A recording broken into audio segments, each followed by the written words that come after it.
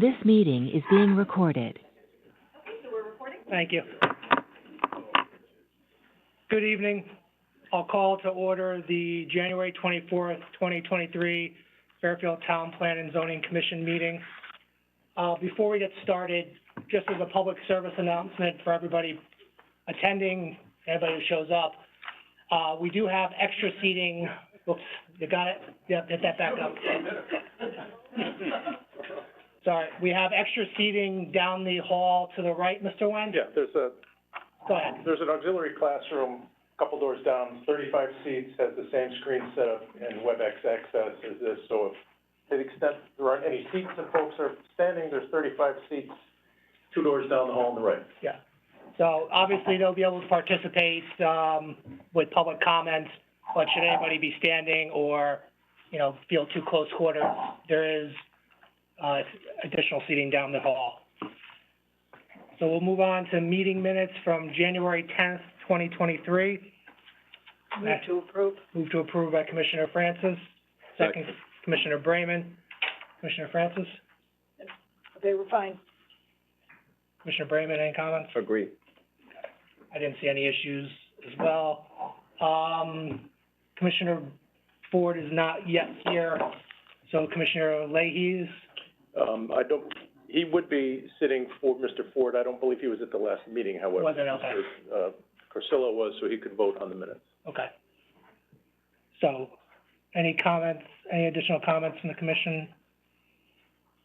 Can we move to votes? Commissioner Levy, are you recusing? I'm abstaining. Abstaining, yeah, okay, sorry. All those in favor, please say aye or raise your hand. See 6 hands, 1 abstention from Commissioner Levy. So the minutes pass. Second item is 452, request of Chabad of Fairfield for 100% release of a $40,725 bond pertaining to special exception improvements in the A zone. Mr. Chairman, I will recuse myself from this matter. Thank you, Commissioner. Commissioner Ford is here. Okay. So, Commissioner Corsillo is still on for this item. Mr. Wentz. Okay, Mr. Chairman, in June of 2016, the Commission approved a special exception application for modifications of the former Elks Club Lodge for use as a religious facility for the Chabad of Fairfield. The proposal also included a new dwelling for the rabbi and his family. Bonded site improvements include new drainage and concrete sidewalk around the entire site. We have a report in the record from the engineering department indicating that all improvements have been completed, and we therefore recommend release of this bond. Thank you. May I have a motion on the item? Commissioner Ford? Move to approve. Second, Commissioner Levy? Yes. Any comments? I was on the commission when this came before the board. It's a nice addition to the neighborhood. I think they do a great job there, so I recommend releasing the bond. Driven by, I recommend releasing. Yeah. We have, from our engineering, saying release as well, so. Any other comments? Move to a vote. All those in favor, please say aye or raise your hand. See 7 hands, so it passes unanimously. Next item is 1143 Sasko Hill Road, request of attorney Chris Russo for a 50% release of a $528,025 bond pertaining to subdivision improvements in the AAA zone. Mr. Weiner. Okay, Mr. Chairman, in July of 2021, the Commission approved a 7-lot subdivision for this site. The bonded improvements included the construction of a new private road and its attendant drainage, as well as grading and drainage for each of the lots. None of the lots are yet built on, but the road is pretty much constructed. More than 50% of the itemized improvements have been completed per the report that we have from our engineering department. So we are therefore recommending a release of 50% of this bond. Commissioner Brayman is back in, so we have the full regular, or I'm going to recuse myself. we have another recusal, okay. Commissioner Corsillo, you're back in still. May I have a motion on the item? Commissioner Levy? Move to release. Move to release from Commissioner Levy, second from Commissioner Francis. Any comments? Engineering suggests we release it. I've ridden my bike by this one. I concur. Okay. Commissioner Francis? Okay. Same. Any other comments from the commission? Okay, all those in favor, please say aye or raise your hands. See 7 hands, so it passes unanimously. Old business, zoning regulation amendments, application of the Economic Development Commission to amend section 12.3.15, 12.4.17, 12.5.15, 13.14.2, 21.16.3.12, and 28.6.12 of the zoning regulations regarding outdoor dining. Mr. Wentz. Okay, Mr. Chairman, I'll go through what we've heard before. This was heard back in November, tabled in December. Since 1990, the Planning and Zoning Commission has approved 65 outdoor dining facilities through an application for certificate of zoning compliance. These facilities have been successfully administered and widely supported by our community without adverse impact. The COVID protocols that have been initiated and permitted through executive order for the last couple of years that have relaxed those parking standards are set to expire in the end of April. That experience over the last couple of years, I think, has demonstrated that additional opportunity for outdoor dining beyond what we currently permit can occur without adverse impact. Again, summarizing it, some of the things that came up, it's important to clarify that once the COVID executive orders expire, all of those COVID permits will expire as well, and those restaurants will have to return to their pre-COVID outdoor dining status.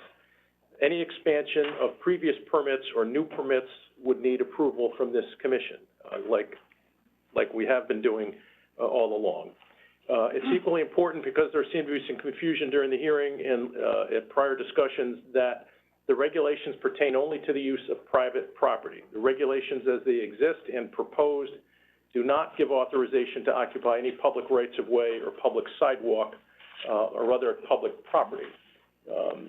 Such a proposal would require review and approval of the leased town land through other bodies. We have 4 examples of that to date: Centro, the Old Post Tavern, Chelsea, and Isla. So there are really, I'll summarize the main components to this proposal. Firstly, the proposal seeks to remove from the regulations the requirement for restaurants that serve customers when seated at tables have at least 3/4 of those seats within an enclosed building. Prior to 1994, we used to do a table and chair count for parking to determine the minimum number of parking spaces. Managing the furniture count proved to be unreliable, and we went to a square footage count. And probably at that time, we should have eliminated that requirement. A shift to patron floor area. It should be.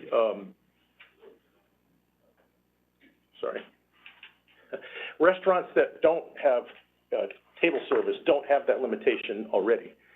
We don't see a need for this limitation, as it has not been, quite candidly, has not been strictly enforced over time.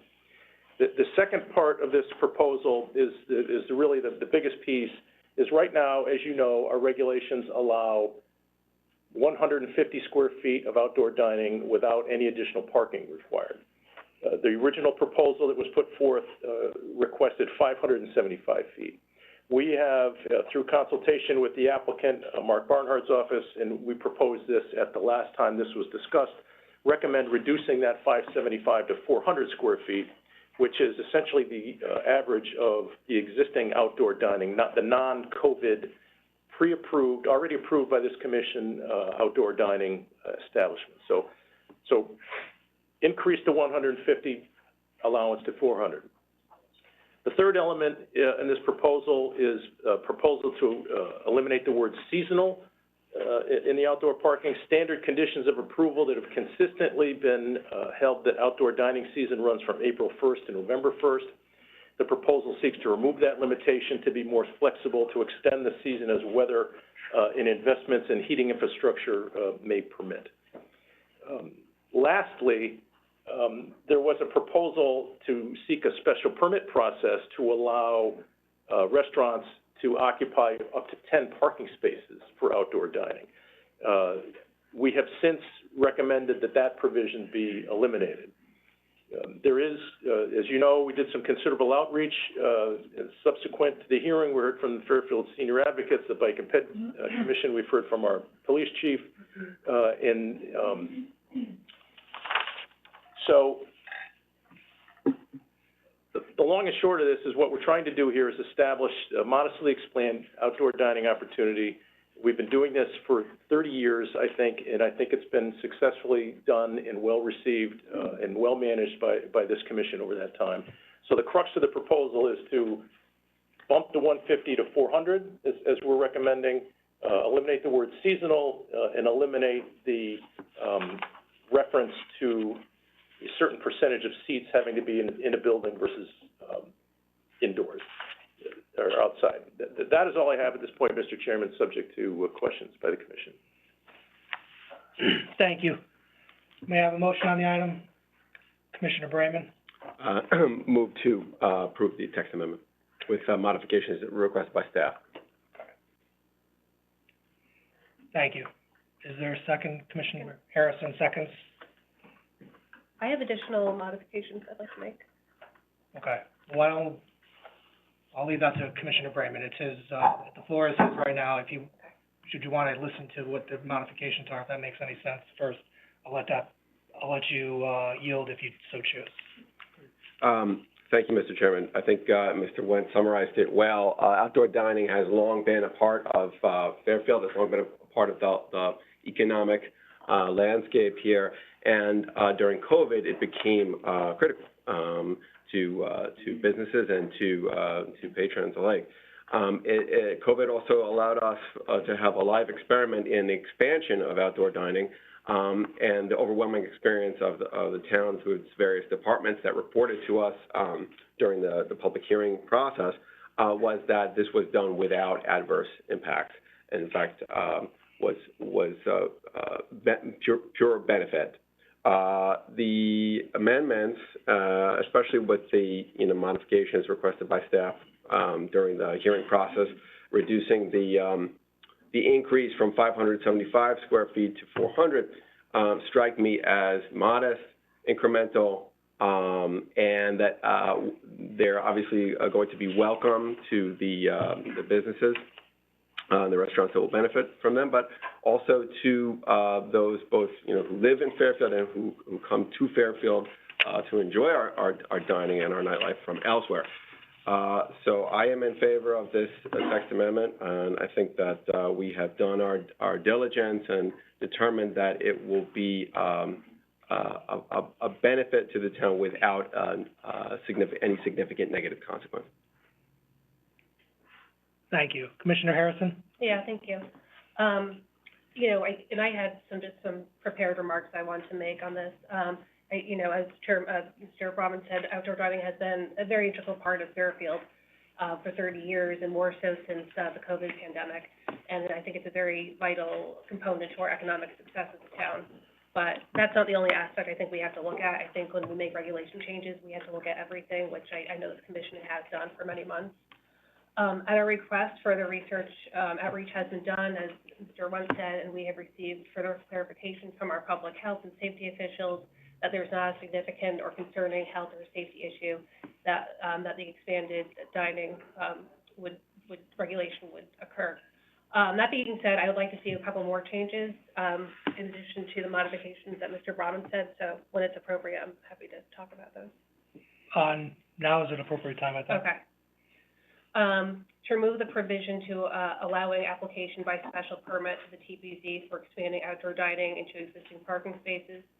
I think that should be done by variance application to the ZBA. And the third one is to add to our regulations a standard requirement for outdoor dining, that the TPZ conduct an annual review and recertification of our outdoor dining establishments. Okay. So let's start with the backwards. The annual review is in line with what our previous practice has been. Correct. Yes. Okay. I know I want to make sure that's still part of our No, process. okay, that's fine. I just want to understand that. And then the last part was, we have currently the request that instead of it being a special permit process to occupy parking, it would have to be done through variance. Correct. Yeah. Mr. If I Nguyen. may, Mr. Chairman, I did provide within the staff comments kind of a redlined version of the text, and we agree completely that we are Yeah, proposing to okay. strike the provision for the special permit to allow Yeah. parking lot occupancy for outdoor dining. So I don't know that you need to make any, as I understood the motion, it would include striking that language, so there would not be a special permit process for doing that. Anybody that was looking to occupy parking, existing parking with outdoor dining, would either have to have the requisite number of parking spaces. If approved, they'd get 400 square feet, but if those 400 square feet take away parking, they would either need to have enough parking to allow that, or seek the variance, as you were suggesting. So in my opinion, I don't think there's any change to the language required, because we're proposing to strike that language. I agree. That was the intent of the motion. Yeah. The other aspect is clearly at the commission's discretion, because presently, all of the previously approved, permits require annual recertification, which has been the practice of the commission. We have that consolidated spreadsheet that typically, sometime around this time of year, we would put it on the agenda for recertification. So we have no issue continuing with that practice. In my opinion, I don't think you need to codify that as a regulation in order to do that. Very good. Yeah, thank you. I'm very excited to finally, you know, help approve this, and thank you for your work, Mr. Nguyen and MLI, for the many questions we've had. I know it's been a good process. Thank you. Thank you. Commissioner Levy, and then Commissioner Braun. I just have a few questions of staff, Mr. Nguyen. If somebody wants, in addition to the 400 feet, if they want to make it 440, and they have an additional parking spot, over and above the required for their indoor dining, would that be permitted under this regulation? Yes, Question, I couldn't hear Yeah, and the question, if somebody has, excess parking, based upon the indoor square footage, and let's say they have an extra one spot, would they be allowed to have 440 feet of outdoor dining, under our regulation? And I assume they would. Yes, what the regulation would permit is the first 400 feet not to require additional parking. If there's space beyond that, then for every 40 square feet beyond the 400, they'd require additional parking. Right. And conversely, if somebody did not have additional parking but wanted to increase their outdoor dining, they would have to go before the ZBA, correct? Correct. And it should be noted, it was in my remarks, I passed over it, that roughly 40% of our current inventory of outdoor dining has already received variances. So we're trying to make it a one-step process rather than a two-step process. But yes, I envision that there will be scenarios in which a variance will still be required. And equally, if somebody had, let's say, an extra 2 spots over and above the required, they could perhaps use those parking spaces as outdoor dining without having to go through a special permit? Correct. They would still need site plan approval by this commission. They can't just do it without your authorization, but yes. Okay, thank you. Any other comments, questions? No. Commissioner Braun? So, okay, so the changes that were requested, that we're making changes to the changes. So Correct. things that we have, well, we haven't voted yet, but we seem to have a consensus on is the 3/4, 1/4 ratio of indoor to outdoor, that's going away. The seasonal restriction is going away, and the request to up the free outdoor from 150 to 575 is going down to 400, assuming we agree on that. Correct. And then the, only other, two other well, then they had requested to have permit application to use parking for dining, basically. Right. Separate, in addition to having Correct. less parking required. So that actually makes sense. But, so if somebody had no parking, what do they do? If they if they had no outdoor space except parking, what does the restaurant do if they want to have outdoor parking? Well, if outdoor dining. if there's no physical footprint to accommodate outdoor parking or outdoor seating other than a parking space or parking spaces, they would need to seek your approval for that, and likely, in that case, also a variance, because they're going to be taking away parking in addition to, potentially demanding more parking space. So they could have theoretically 400 square feet without having to provide more space, but it's likely that that 400 square feet is going to occupy existing parking for which they would need relief from the zoning board of appeals. And the existing, how many are existing under the pandemic executive order by the governor that's expiring in April? Yeah. Do we know how many restaurants are using parking lots for dining right now? I don't know off the top of my head how many that is, but it's That will all expire in correct. April. Correct. And then they would have to possibly get apply for a variance, as well as come to us for a compliance application, Correct. which would have a public hearing of it. Correct. Well, the variance would, the compliance Variance would as application well. is at your discretion.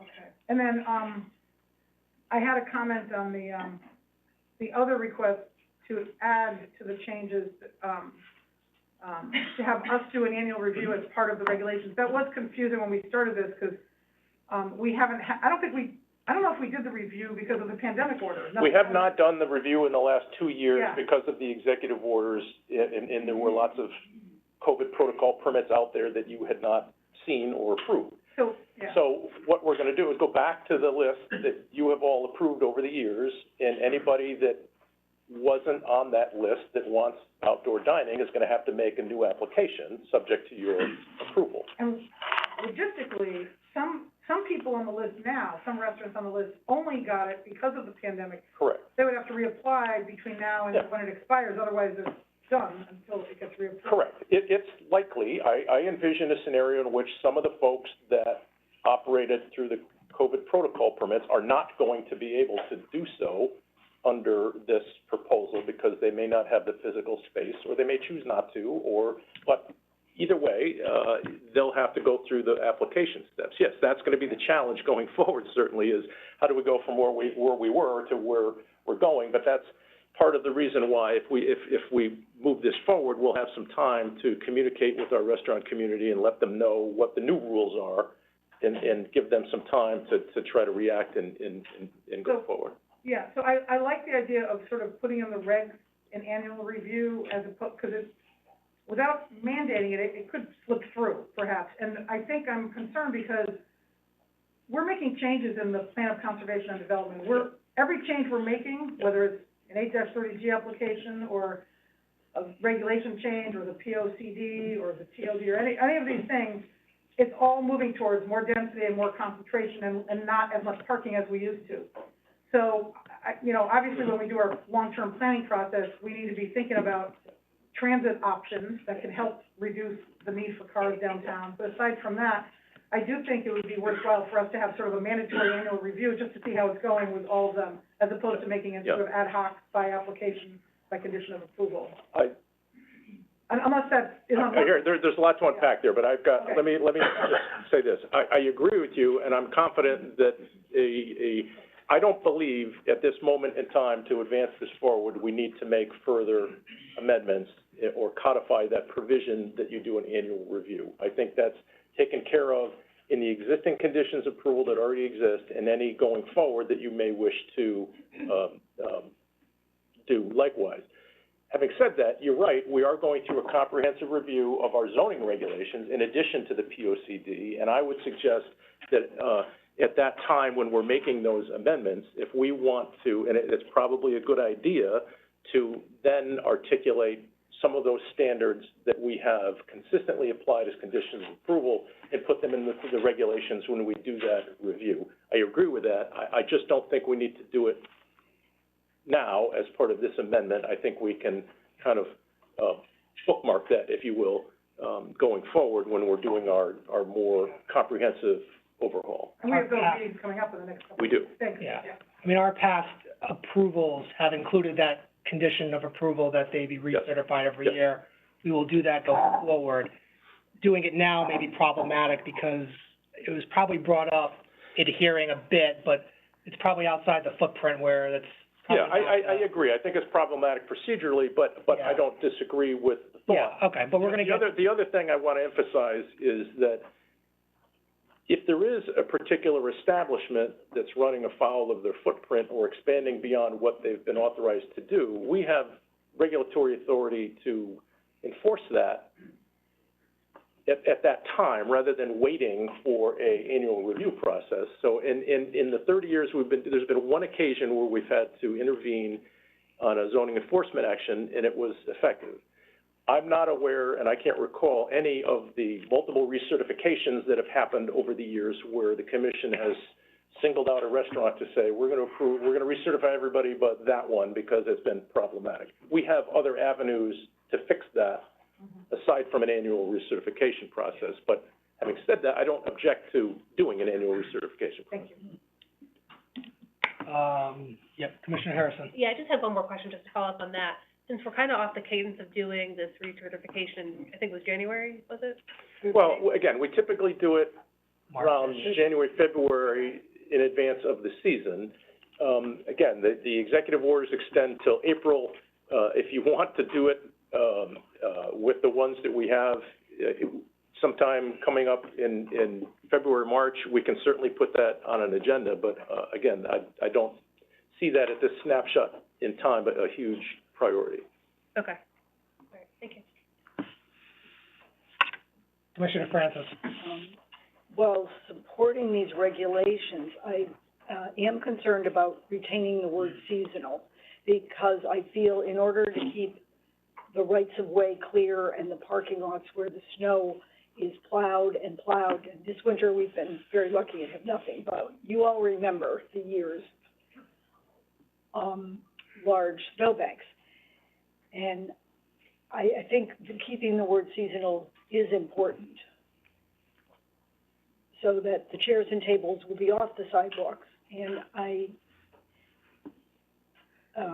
also want to be clear that the right-of-way, the 10 feet from the curb, is always kept clear of chairs and tables. Well, again, the right-of-way, we don't have authorization to allow someone into the right-of-way unless there's a lease agreement. Having said that, that's not a uniform 10-foot distance. It's, in some cases, it's much less than 10 feet. It's not always 10 feet. Along the post road, for example, it's probably closer to 6 feet, although the hardscape, there's probably 15, 20 feet of actual concrete or hardscape between the curb and the building. The majority of that is actually private property. Only if you look at the, I have some photos if you want to see it. I mean, it'll be quicker to explain really quickly if I can. Let me approach the bench, Mr. Chairman.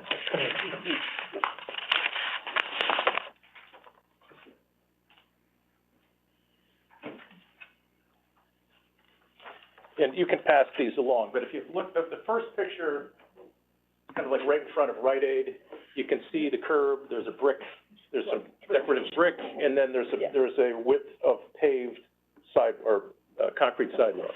That inward edge of the sidewalk is the property line. Okay. It's less than 10 feet. Yes. So if you extend that to the next picture, if you look in front of Aurora, for example, you've got the curb, you've got some decorative brick, and then you've got the first seam of sidewalk. I put a red dashed line there. That's the property line. Mm-hmm. So all of that sidewalk, it's concrete, but it's not public sidewalk between that dashed red line in the building. That's where the outdoor dining is taking place. Yeah. But from the red dashed line to the curb line is the public right-of-way, which is not obstructed. I thought there was a 10-foot right-of-way on state roads. There's not. It varies. The post road there is almost 100 feet wide, so it varies depending on where you are. So we share your concern. I just want to make clear that that's not a uniform 10 feet. The reason I'm concerned about seasonal is that the chairs and tables be stored for the winter, so that the owners can plow the sidewalks properly, because you've got, groups, people walk in groups, you've got people with strollers, canes, sidewalks are for pedestrians, and we have to be careful of that. We agree and share your concern. I just can't imagine that the people, when they're storing their stuff, is gonna put it in the right-of-way. They're gonna be. No, they don't, they store it. No, they should store it. I mean, are they gonna keep it out in the season, the winter, to be exposed to the elements? It shouldn't be in a parking space to begin with. I would think that, businesses are going to be practical with their own property to store it away and not save it for a potential 50-degree weather day in January. So, Which this year, which, you know, yeah, I mean, but regardless. I'm in support of the regulation amendments as further amended by, our staff, in line with in line with the motion, for all the reasons stated. I won't belabor the point. And I think the annual recertification is fine. We should continue with it. I mean, right now it's condition of approval for most. Going forward is good, is fair, and should we make any additional changes, we can. Adding it to a regulation now after public hearing didn't include it would potentially have a procedural issue. So there's no reason to dive onto that potential landmine. can I ask if we can amend it to retain the word seasonal? Yeah, if request has been made to retain seasonal. Commissioner Brayman? I'm gonna respectfully decline just because, the staff, which administers our outdoor dining regulations has indicated that, you know, in their view, the word seasonal is not necessary in order to, you know, protect an interest that we have, you know, within our purview as a zoning commission. The Economic Development Commission believes that the elimination of the word seasonal is going to allow more flexibility to businesses, you know, to prosper and, support our town within the existing zoning regulations, and so I'm going to respectfully agree to eliminate the word seasonal. And to be fair, that's my inclination as well. We set a date, I think it was the October 31st, Mr. Wendt?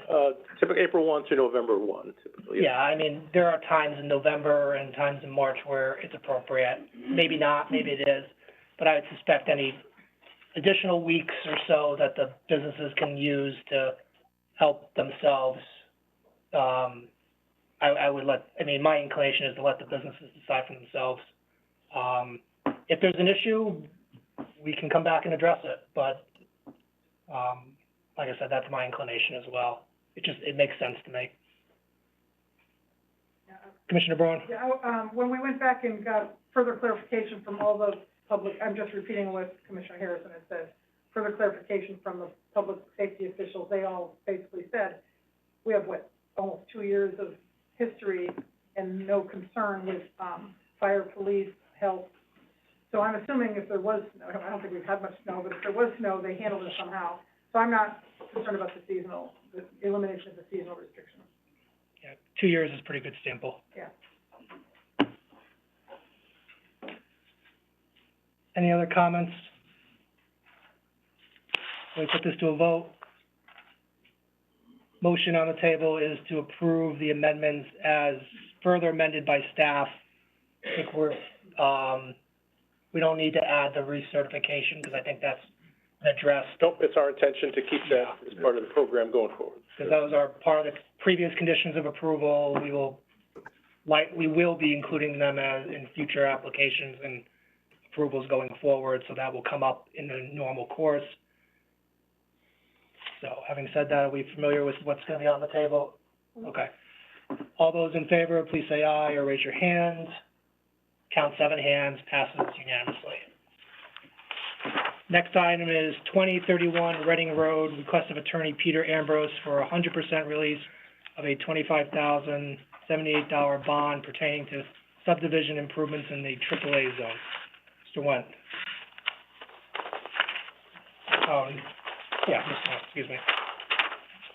Okay, in August of 2017, the commission approved a 2-lot subdivision for this property. This property contained an existing house. The subdivision permitted the creation of 1 additional lot for new dwelling. The bonded improvements included the detention system for the new construction as well as lot grading. And you have a report from our engineering department recommending 100% release, so we recommend its release. May I have a motion? Commissioner Braun?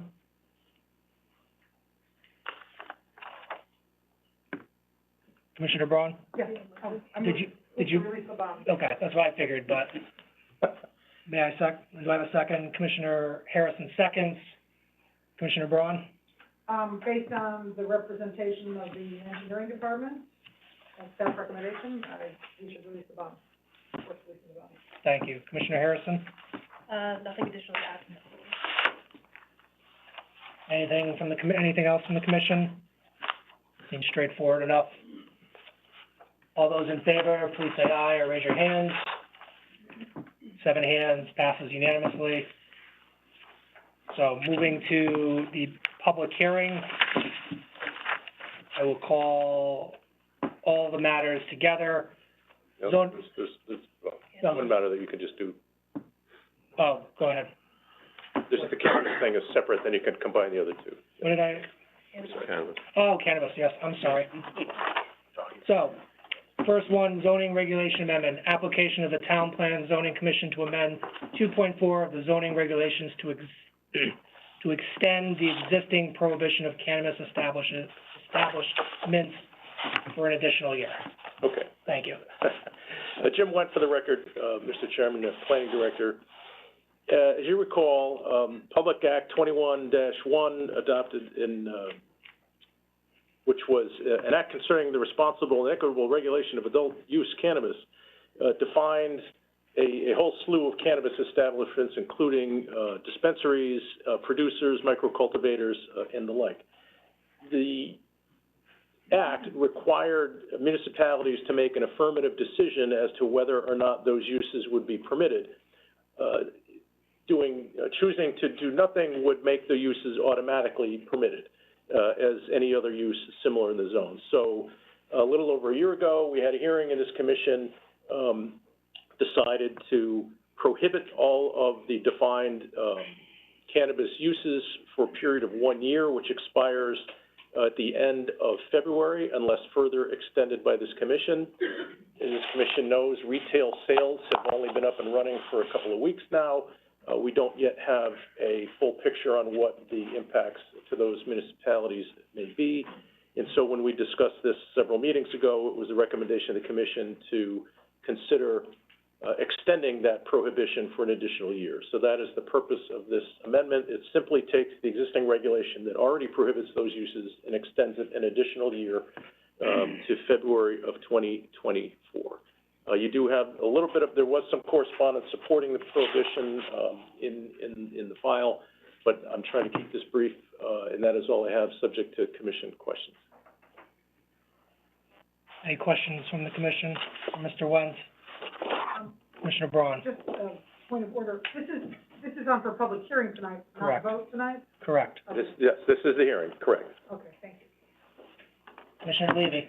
Just, one question. Do you know of any of the surrounding communities which have allowed the, cannabis sales and so forth? We did reach out to Metro, the problem that the state, website where communities report what they're opting to do hasn't been updated since December of 2021, so I don't have an active list. I know Westport they permitted medical dispensaries, but they do not permit retail dispensaries. Bridgeport has a regulation, and they had a hearing recently to allow it, treating it somewhat like with location restrictions similar to alcohol establishments. So it's a mix. I believe there's only 4, I think 6 permits have been issued thus far. Only 4 or 5 of those dispensaries are up and running statewide, probably more to come. So it's not a clear picture yet. Nothing further. Thank you. Commissioner Harrison? Yeah, thank you. I have a question. Can we create our own regulations that govern cannabis sales? Is that something that we can consider? Yes, what the act does is obviously legalizes the retail sale in cultivation and processing and distribution and all those things, heavily regulated, and there's a very detailed and rigorous licensing process that a business needs to go through with the state. And what the act requires is that we either define where they're permitted, under what circumstances they're permitted, or prohibit them.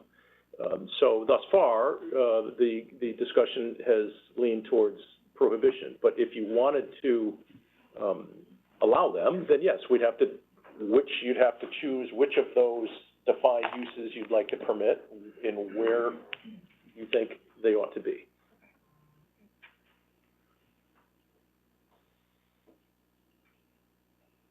Any other members of the commission? Commissioner Braun? What's the deadline again of when, we have to make that decision? Because if we don't make any decision. Our existing prohibition expires at the end of February. So we have to decide to either extend the moratorium, pass our own regulation, or let the state law take over, which allows the cannabis, Right. At this stage of the game, I don't think it's realistic to think that we're going to now have a regulation that permits it between now and the end of February. So I think, if that's what you want to do, I would still suggest you approve this prohibition, and then we can have a down-the-road discussion of how you might want to permit it, should you wish to go there. thank you. Okay, thank you. Commissioner Harrison? Yeah, I would be inclined to obviously support the moratorium and continue, studying it for the next several months. I also think we should think about and have a discussion on having our own regulations on this. It's just so unique and something that we really haven't discussed before, and, there are a lot of implications to it. So I would like to see not a one-size-fits-all type of thing coming down from the state, but something unique, created by Fairfield commissioners. Yeah. That's my take. Okay, I mean, this is obviously just a public hearing, Right. so, with Commissioner Braun. I realize this is a public hearing, but, we've only gotten letters so far against it from various, professionals and residents. And I've heard anecdotally from many people that there are reasons to favor it, which is why the statute was passed. So I hope there are people in the audience that can illuminate this for us, so we can be fully informed. Thank you. Well, clearly, there's a broad market for it because, Yeah. Sales are robust amongst those dispensaries that are in operation. It's just a question of whether you want to permit it, and if so, under what circumstances. Mm-hmm. Thank you. And the key is, I think, if we either extend it, because as Mr. Wentz said, crafting regulations now is not possible, really, not practical. We either extend it, which is the point of this, or we let it expire and the state's regulations come down on us. So, that's kind of the two realistic options involved with this. But any other questions, or should we turn to public comment? Okay. So that'll end at least the initial presentation of this portion of the hearing. Okay, one Sorry. final question. Yeah, Sorry, Commissioner apologies. Harrison. If we were to, obviously vote with moratorium tonight and then decide to perhaps craft our own regulations, what would the process be? What would the timeline look like? Well, along the lines of my response to crafting a more robust outdoor dining language, we are, as I said, undertaking a two-step comprehensive review of our regulations. We can consider it at that time, but it's, again, there's a list of defined cannabis uses that have been defined by the state law. Your choice is to, if you want to consider permitting any of those, choose which ones of those, if any, and then define where. Like any other, like, for example, if we're talking about a dispensary, it would be a retail use. In which district would you think it would be appropriate for them to be, and would there be any locational criteria that you might consider? You're looking at once a regulation is drafted, you're probably looking at a 6-month process. Okay. So, moving on to public comment, I'll ask the people in this room, at least, the participants in the room, is there any member of the public that wishes to be heard on just this application?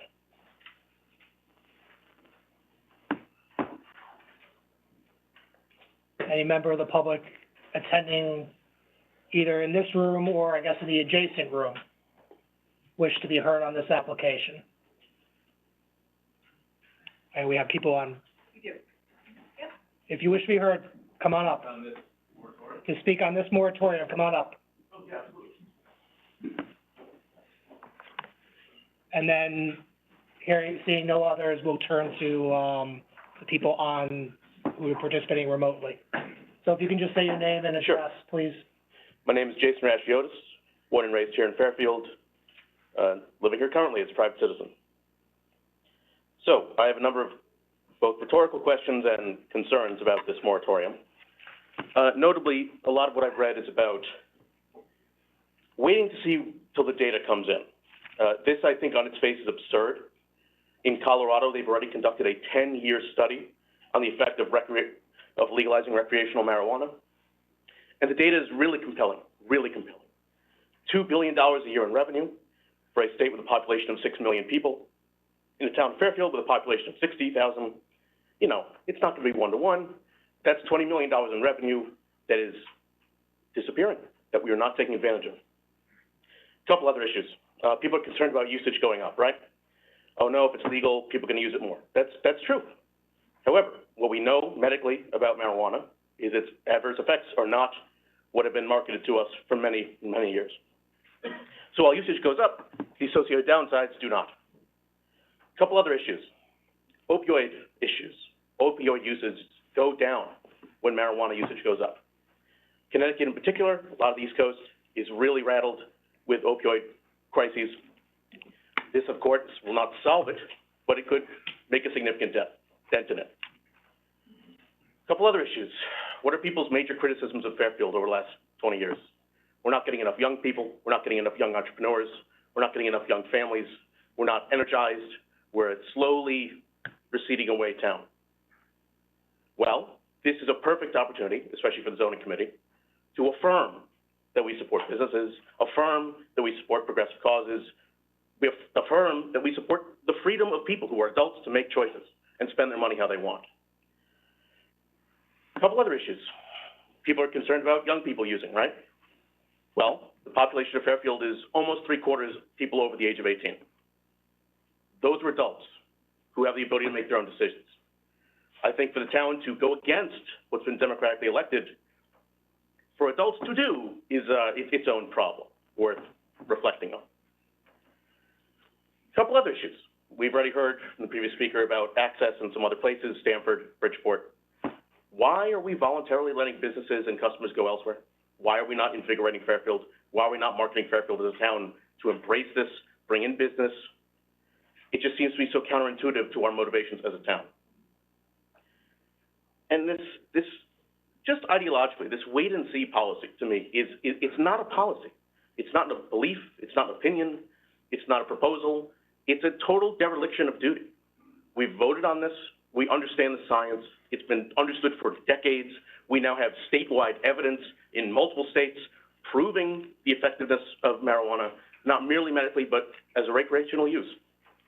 And it just seems to me putting our heads in the sand to not take a stance on this, run towards the regulation of it, embrace what the state has had to say on it.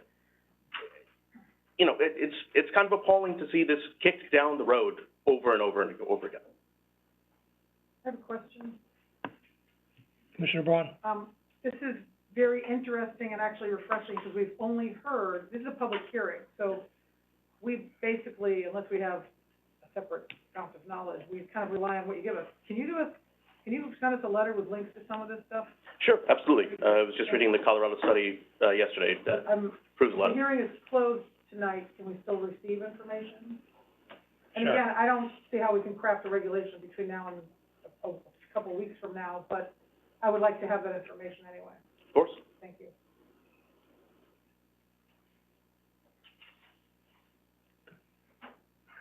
Any other comments from yourself? Feel free, like Commissioner Braun had asked, send an email with those links. Certainly, I will, and I'm keen to answer questions because if the pro side has not been heard, I find that astounding, and I'd like to. No, I appreciate that. Questions are. It's normally, we don't normally ask public questions, but in cases like this where they're citing sources that we don't have access to, and other lesser, exceptions, we don't normally ask questions of the public. So, but this is fair because, as you said, it's helpful to get information from all sources. So you have some, we would like to see it. All right. Okay. Thank you. Thank you. So, turning to our person online. Do we have his or her name? Kathy Heslett? Haslick? Heslett? Haslet. Ms. Hazlett. Haslet? Sorry. It's okay. Sorry, if you could just give me your name again and your address for the record. Yes, my name is Kathy Hazlett. I reside at 22 Mill Hill Road in Southport. Thank you, members of the Planning Commission, Planning and Zoning Commission, for the opportunity to provide comment on the proposed moratorium extension of the marijuana cannabis establishments in Fairfield. I am speaking on behalf of the Fairfield Cares Community Coalition. I am the program director. As I hope you are familiar with, Fairfield Cares is a community coalition that focuses on youth substance use prevention and mental health wellness. Fairfield Cares had submitted our advocacy statement to the Commission last March in opposition of having any commercial cannabis establishments in town. In that statement, we laid out clear research that demonstrates the negative impact that cannabis has on youth. Youth already view marijuana cannabis as not harmful. Even the presence of cannabis establishments reinforces that message. What's scary is that new cannabis products are constantly coming on the market. There are now CBD derivatives that have been modified to have the hallucinogenic properties of a THC product. Of particular concern are THC edibles that are packaged to be appealing to youth and have caused a significant increase in the calls to our Poison Control Center. We don't need to make youth's access to cannabis any easier. The bottom line is, for the health and safety of our youth, Fairfield Cares not only wants you to approve the extension of the moratorium, but to vote against any commercial cannabis establishments in town. Thank you. Thank you. There was also listed James Cunningham, but I don't know if they're, I don't see their name listed. Mr. Cunningham, are you joining us remotely? And do you wish to be heard? Can you hear me? Wait, I can hear you now, yes. Oh, perfect. Okay, thank you. Yeah, I would like to contribute. Thank you. Go right ahead. My name is James Cunningham. I live at 314 Hemlock Hills Road North. I've lived in Fairfield almost my entire life, and I'm currently a high school student at Fairfield Ward High School. So like I said, thank you so much for accepting my contribution. Like I said, I'm a high school student, and with that has come firsthand experiences of seeing the negative effects of marijuana use on my peers, to their mental health and their academic performance alike. I think that a key consideration in this decision to amend the zoning regulations is the fact that, like Kathy said, there's research that shows that teens who are exposed to cannabis advertising are more likely to become users and develop an addiction to cannabis. In addition, more sources of advertising tend to strengthen this trend. So the presence of cannabis establishments in Fairfield would stand to increase teen exposure to cannabis ads and thus influence their decisions to use or alter existing use patterns. And I know that at its heart, this is an economic question. So in that spirit, I would urge the committee to factor in social costs to their decision, namely the fact that, yes, cannabis stores would present a source of tax revenue, but I would ask whether this advantage outweighs, for example, the costs of potential car accidents involving young drivers under the influence. I ask whether it negates the increased rates of addiction and mental health disorders that can appear in young cannabis users. I ask whether there's a dollar value commensurate to the decreases in motivation and academic performance of youth that use cannabis and marijuana products. It's clear that the presence of cannabis establishments in Fairfield would increase youth usage patterns among youth. And so for that reason, I think that the decision to extend the moratorium and at the very least ponder this momentous decision a little longer is an obvious decision in favor of said measure.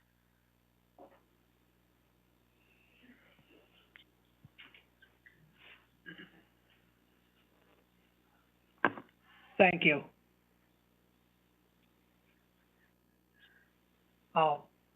Is that all you had, Mr. Cunningham? I don't want to cut you off in That case is, there's thank you. something.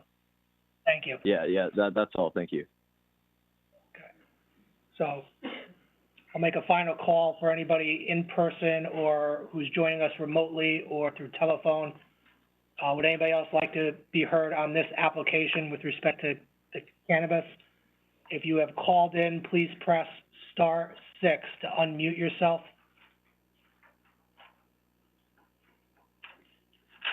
Having heard nobody, I'll close the public comment portion of this application. Mr. Nguyen, I assume you don't have a rebuttal? No. Okay. So I'll close the hearing on this application. So now, moving on, and I will call these two together. Zoning regulation amendments, application of Spot On Fairfield LLC to amend section 12.4.12 of the zoning regulations and 2269 Post Road, special permit application of Spot On Fairfield LLC to establish a veterinary hospital, including dog boarding and daycare in the design commercial district, both continued from January 10th, 2023, excuse me. The applicant has submitted some revised drawings. We've asked it through council to give a brief summary of what those revised drawings are, and then we will turn to public comments. I will, once Attorney Nuff is finished, I'll have some comments on public comments, but let's at least just get through this. Sure. Thanks, Mr. Chairman. For the record, John Nuff, 147 Broad Street, Milford, Connecticut, on behalf of the applicant.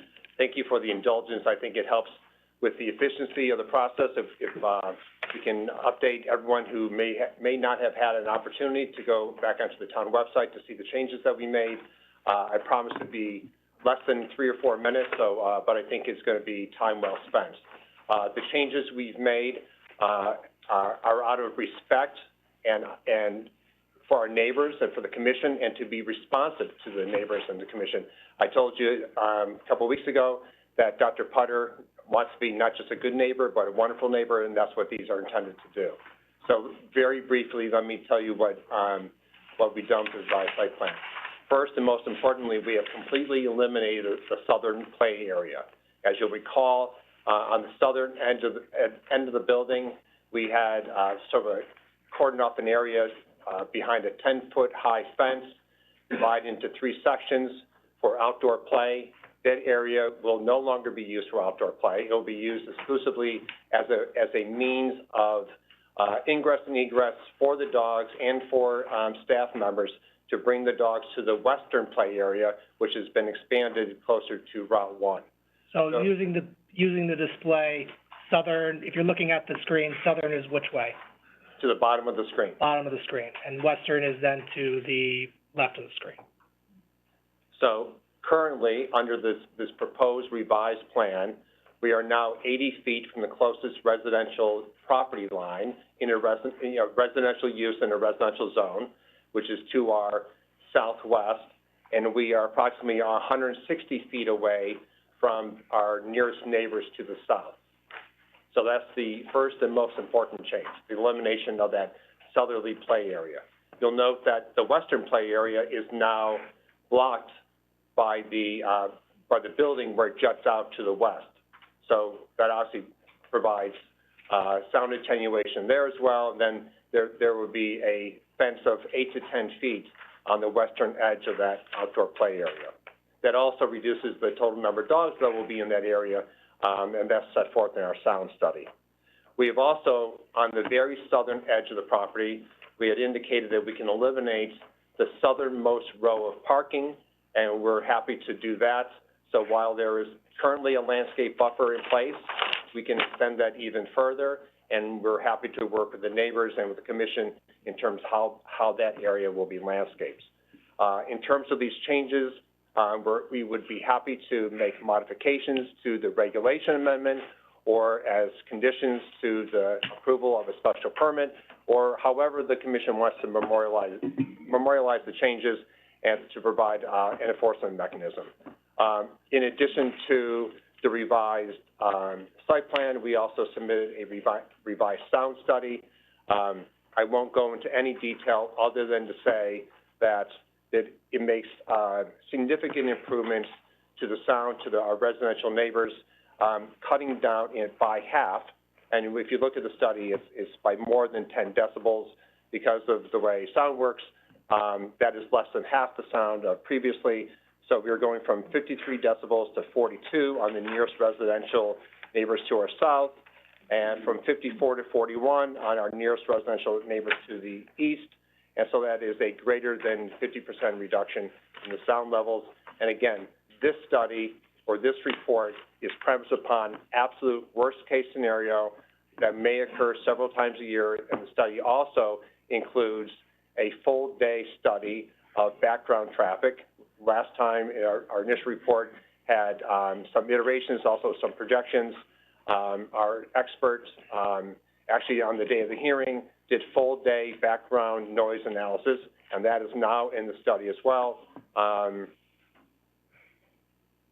So we're hopeful that, you know, the commission and our neighbors will take this as a sign of my client's good faith and attempt to work with the commission, work with our neighbors, and in a respectful and collegial and cooperative manner, and as a sign of good faith. And we will continue to do that if the commission is good enough to approve the application and Dr. Putter can open this facility. He pledges to maintain that air of cooperation and responsiveness. So I'd be happy to answer any questions, but otherwise I'll happy to turn it over to the public. This new area, is still going to be exposed to the exterior. It's not enclosed. It is not enclosed, and frankly, I don't think that we can enclose it, but it'll be simply used as a walkway. And okay. However the commission wants to That's fine. I just wanted clarification. No, understood. Yes, it will not be enclosed. Commissioner Braun? So the one that goes all across the south end of the building would be eliminated, and the other one, though, is going to be made a little bit larger? Yeah, so it extends closer to Route 1 now. Pardon me? It extends closer to Route 1. Do you know, like, how many feet it's expanded? Did it say so in the material? Yes, so previously the western play area did not extend as far north towards Post Road as the proposed one now does. And the western house that's most close to this is 35 Sasko Hill Road? I'm trying to find any other houses on the west side. The closest residential property to our west, it's hard to read, but it's approximately from where that western play area is located to the closest property line is approximately 80 feet. There's a call out on the plan of 77.9 feet. Oh, on that plan, okay. Yeah, so it's the new plan. And so is the plan still to have, there's 77 dogs that would be boarding here potentially, right? Yes, And there is space for, there are 77 suites okay. within the building itself, yes.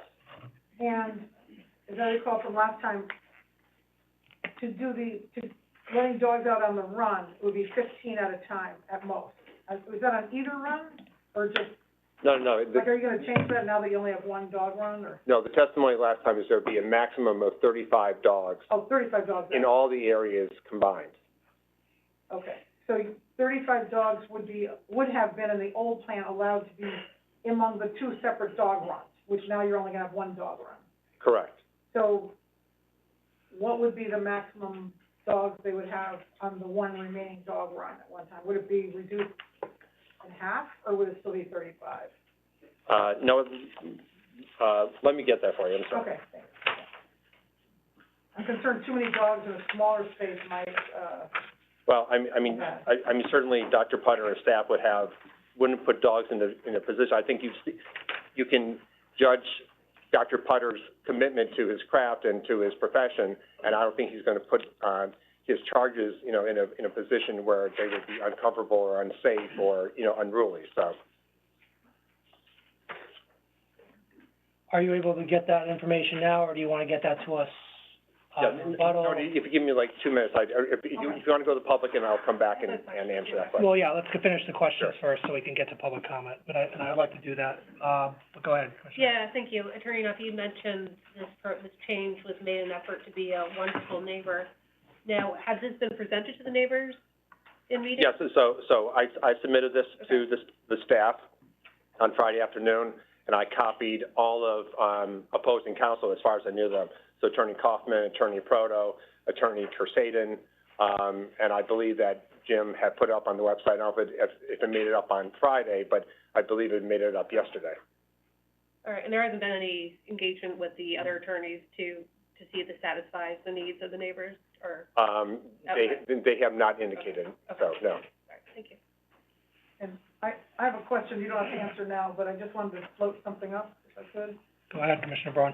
So I got a letter today from a former zoning commissioner, Alyssa Israel. She raised about 7 or 8 points, primarily about landscaping, bike ped, trees, and things like that. If you have that letter, I'm not saying to answer it now, but perhaps on rebuttal, you could address those. I saw the letter. She and I were both members of this commission, some years ago, but we'll be responding to everything, you know, at the end of the hearing. Not tonight, of course, but. Yeah. Thank you. Okay. So the answer to the question, the number of dogs has remained the same, 35, but what we've done is given you the alternative of what we're calling the regular use case, which is, you know, 20 dogs in the Western Play area. So we're giving you the worst case scenario of 35, and then we're also giving you a more likely scenario of not the worst case of, you know, school vacation sort of thing, or, you know, Thanksgiving, but, you know, more likely scenario during the day. And obviously, we've changed nothing with regard to the hours that these areas would be utilized as well. So the play areas, you know, 2-3 hour increments during the day, you know, weather dependent, of course. But we should assume then that at any one time, there could be 35 dogs in that way. Yes, I mean, Okay. As I said, you know, we did this to be conservative. Which is fine. I think we just want to make sure that we have the idea of what could be out there. And that reducing the 35 among the two is not, there's no reduction in the 35, potentially being outside. Correct. So in that way, the two studies are apples to apples. Fine. Commissioner Braun. One more question. I'm not too good at reading plans, but I'm trying to look at the old plan compared to that. I can't see the difference in the dog run. I might be looking at it the wrong way. Well, I mean, so it is subtle, I'll admit that. So, but first of all, it's labeled differently. The fence is now labeled as being lower. It's been brought closer to the southern edge of the building, and you can tell that there's now a means of a walkway that connects from that rear area all the way around the side of the building to the Western Play area. Can we, Commissioner Braun, can it be shown to you? I just like, if we can go to public comment, we can get this, because I know we're not going to get done today. So there's going to be time to kind of go through it more. We can color this thing. Yeah. That'd be great. Yeah. Okay. Sorry to interrupt, but I am itching to get to public comment unless there's any other pertinent questions. Okay. Thank you, Attorney Nuff. Thank you. So, hold on. We'll go on to that ends the initial presentation of this application. We'll be going to public comment.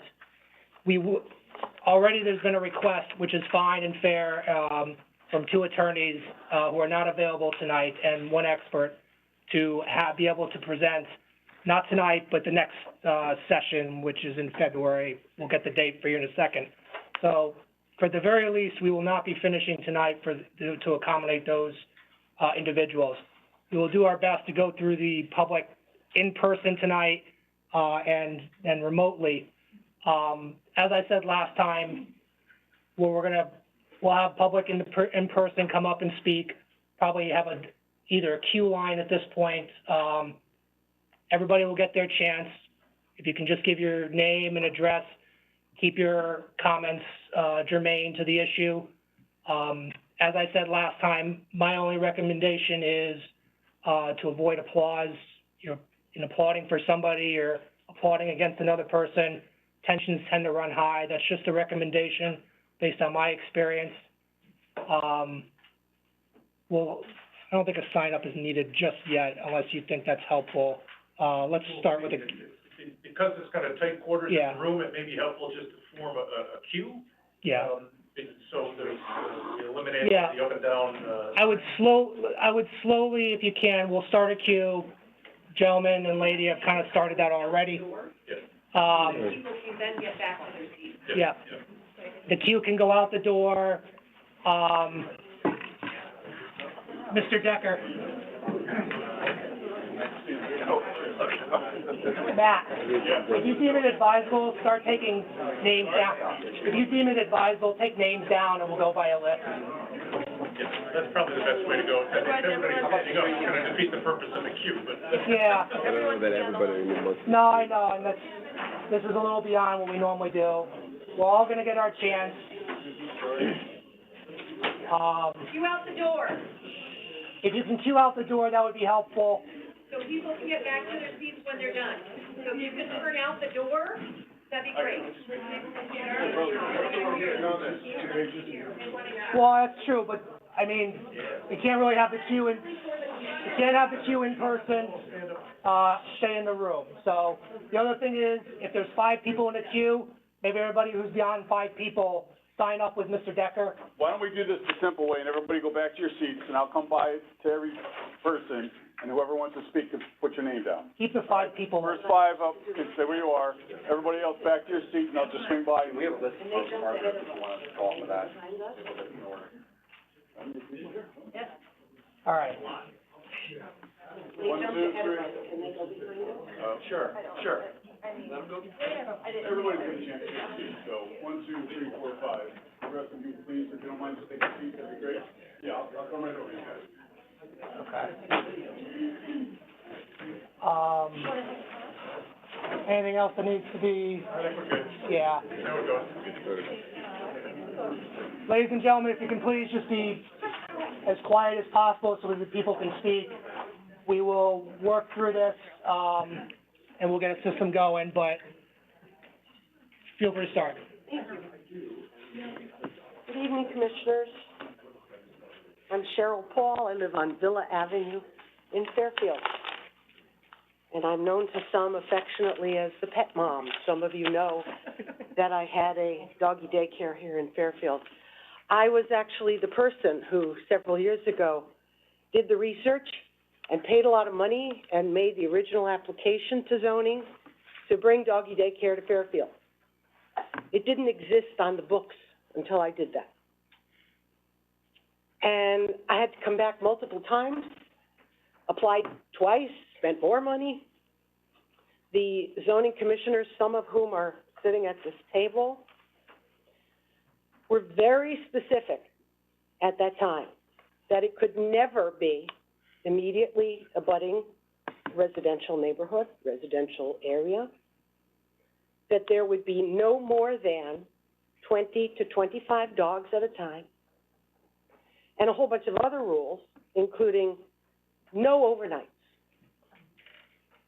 It took me 10 years to find the right building, and I followed all of the zoning rules. Fast forward the 18 months that I was open, I continued to follow all of the zoning rules. COVID was only a part of the reason that I went out of business. It was also because people in Fairfield were, and still are, breaking the zoning rules and offering services that I couldn't offer because I was following the zoning guidelines. There are people in Fairfield who are still breaking the rules that zoning and the commission put in place. People are doing doggy daycare and overnights out of their homes, which is residential and a no-no. There are people doing, doggy daycare in a Fairfield doggy daycare facility and letting the dogs stay overnight. First, they were doing it secretly, then they put it in their literature and on their website, and now it seems to have disappeared unless you look in certain places on the internet. And now you've also allowed one inside of a condominium, which I really don't understand. Even though I reported these things when they were happening secretly, nothing was ever done about it, and I don't think that's right. I really don't understand why you're bothering to go through all of this when you aren't following your own rules that are established anyway and haven't been following them, even when somebody complains. To clarify, the Department of Agriculture has regulations primarily for the health and safety of the animals, and they won't sign off on a doggy daycare license application until zoning signs off on it. But because the Connecticut legislature has not yet really voted on the number of dogs and the ratio of dogs to people, they sort of are allowing huge numbers of dogs and have whatever staff ratio they want. And the only real recommendations from the Department of Agriculture make it to have 100 square feet per dog. There is no limit to the number of dogs, no ratio currently on the books. And the Department of Agriculture relies on zoning to set those rules. And as a behavior specialist, just as an aside, I think it's crazy to have 30 dogs or more on the floor with only 1 or 2 staff, as I heard in the previous meeting. I also want to clarify what the attorney said at a previous meeting about Dr. Christie's, Engelberg Christie Animal Hospital. It does not abut residential. It abuts a cemetery. And the practice has been there for longer than I've been alive, more than 60 years. And the other one that was mentioned, which is highway, abuts a parking lot and the 501 Kings Highway complex. So I guess my point is, if you approve this doggy daycare with overnights, immediately abutting a residential neighborhood, your rules, and allow all of the number of requested dogs, then for all the money that I paid and all that I went through, I'd like my money back. Thank you.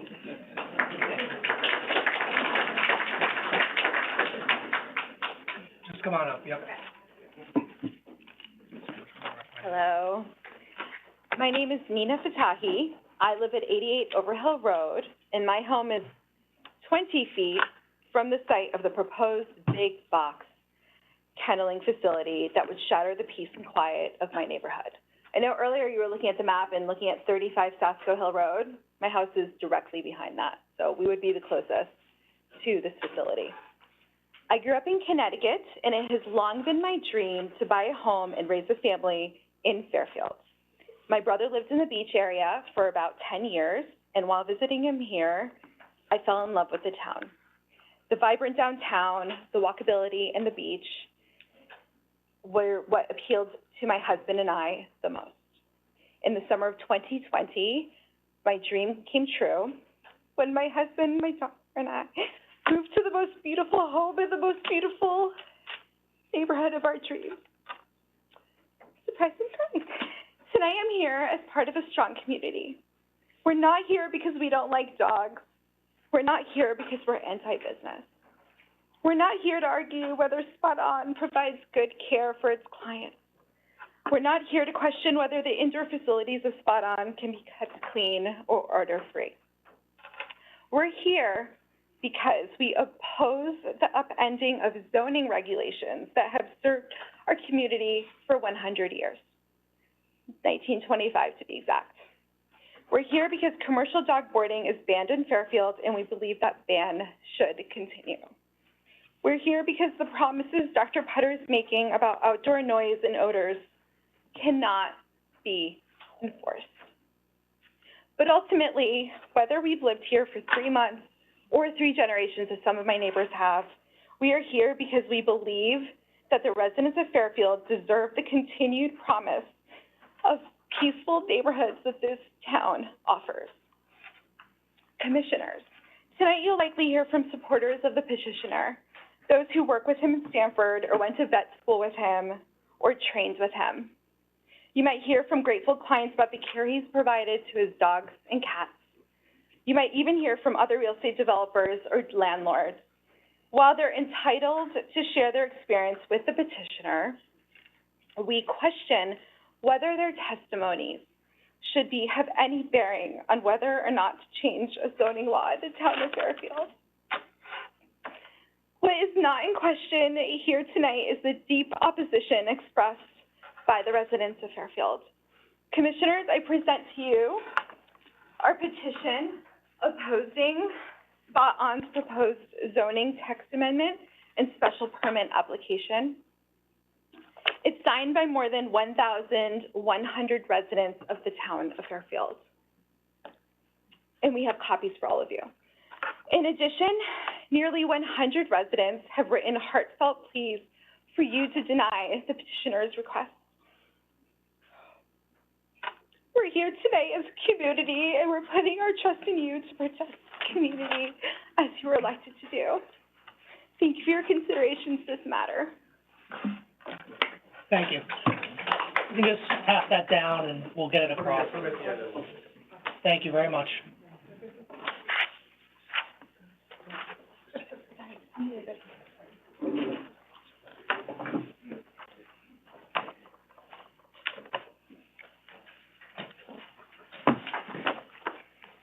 Whenever you're ready, I'm sorry. Sure. Hi, my name is Kristen Keys, and I live at 50 Fairfield Place. I abut the property. I am a special education teacher in Stanford with 20 years experience.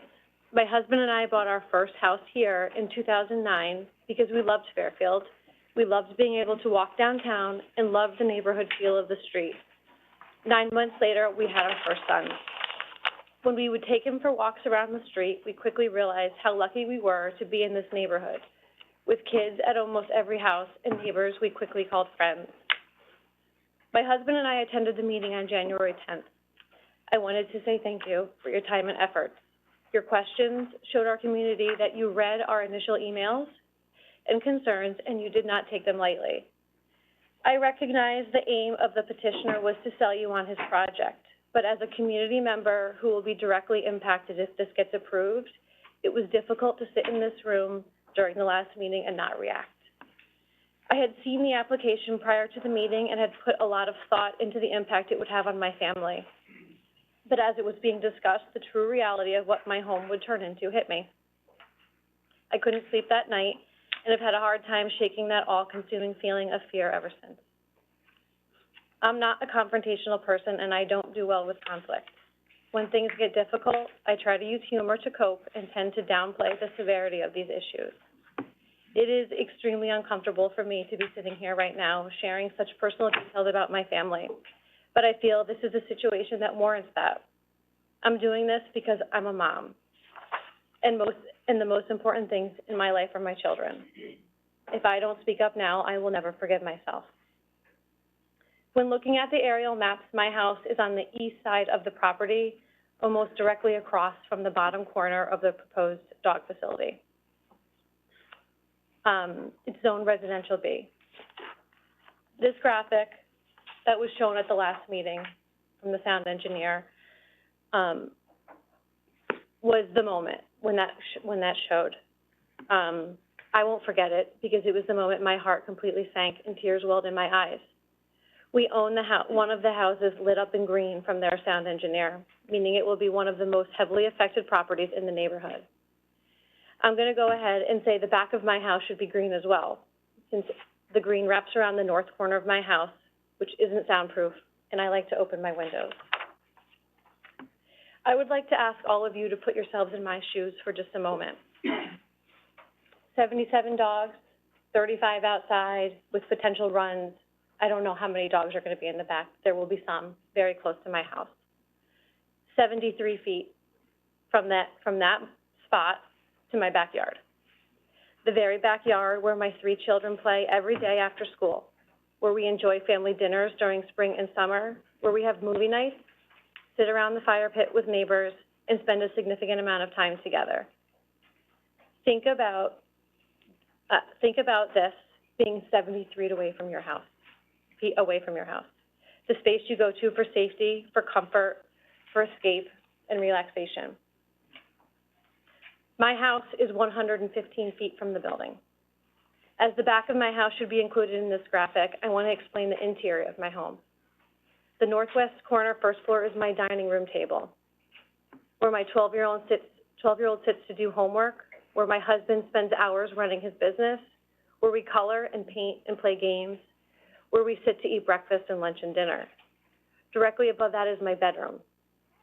The southeast corner is my kitchen and my son's bedroom upstairs, where he spent days these past few weeks recovering from the flu and from the stomach bug. Think about how the sound of dogs barking will impact that. One of your committee members, I believe it was Commissioner Braun, asked a question at the last meeting about the noise. I would like to highlight this because, bottom line, there's a difference between the specific noxious sounds of dogs barking versus the general everyday sounds we hear. It's unsettling. Repeated dogs barking, whether it be 1 or 35, will have negative effects on my family and my mental health. When I wrote my initial letter to you, I wrote about my 5-year-old daughter being extremely afraid of dogs. This stems from a traumatic event with a dog that happened a little over a year ago. She still refers to it. She hears a dog bark and she runs. She sees a dog and she hides behind my back. When we go to her cousin's house for a play date, she will not leave the car until I call my sister to make sure the dog is contained in a room. Picture her in my backyard playing carefree with this facility so close. I didn't include details of my 9-year-old son in my original letter. I wasn't prepared to then, and I am still unsure if sharing these details is what I should do. I know my comments are now a matter of public record. But if there's any media coverage in this room, I hope nothing I share about him is reported on or repeated. He deserves privacy, and it's unfair that these proceedings have gotten to a point where so many people will know his personal business. We decided to share now in hopes to protect him down the road.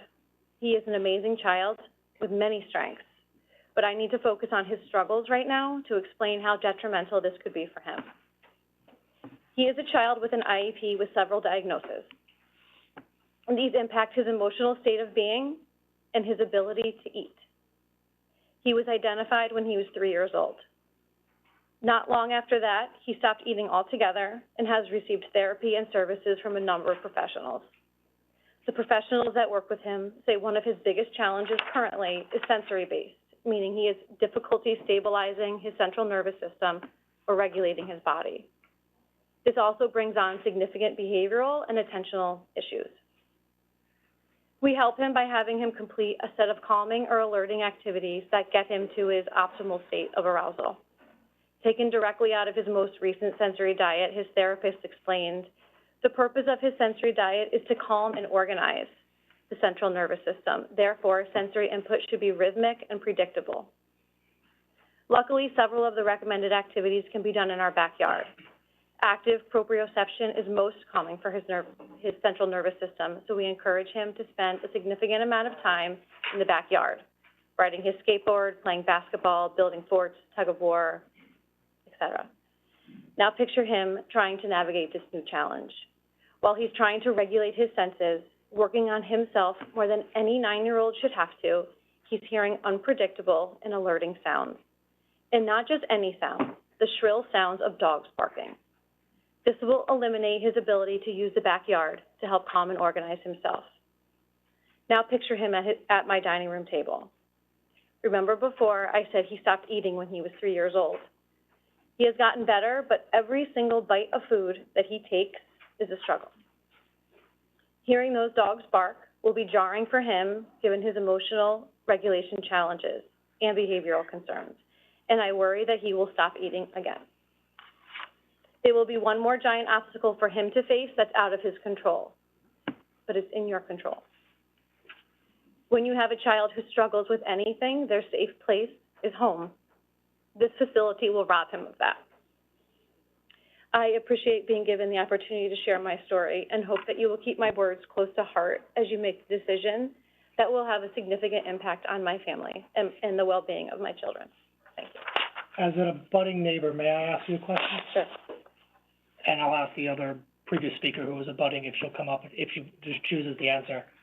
Do you have an idea or an opinion if this commission decided that the application could go forward if there were no outside, if dogs were not permitted outside, everything was enclosed? And if you don't have an opinion, you don't have to give it. I won't be swayed that you, one way or the other. If you had a thought on it, I think I've gone against my normal custom. But if you had an opinion, and if you don't have one, that's fine. I'd have to put more thought into it. That's fine. But yeah, the outside piece is alarming. Yeah. But. Then that's fine. Nothing, I take no inference one way or the other. Yeah.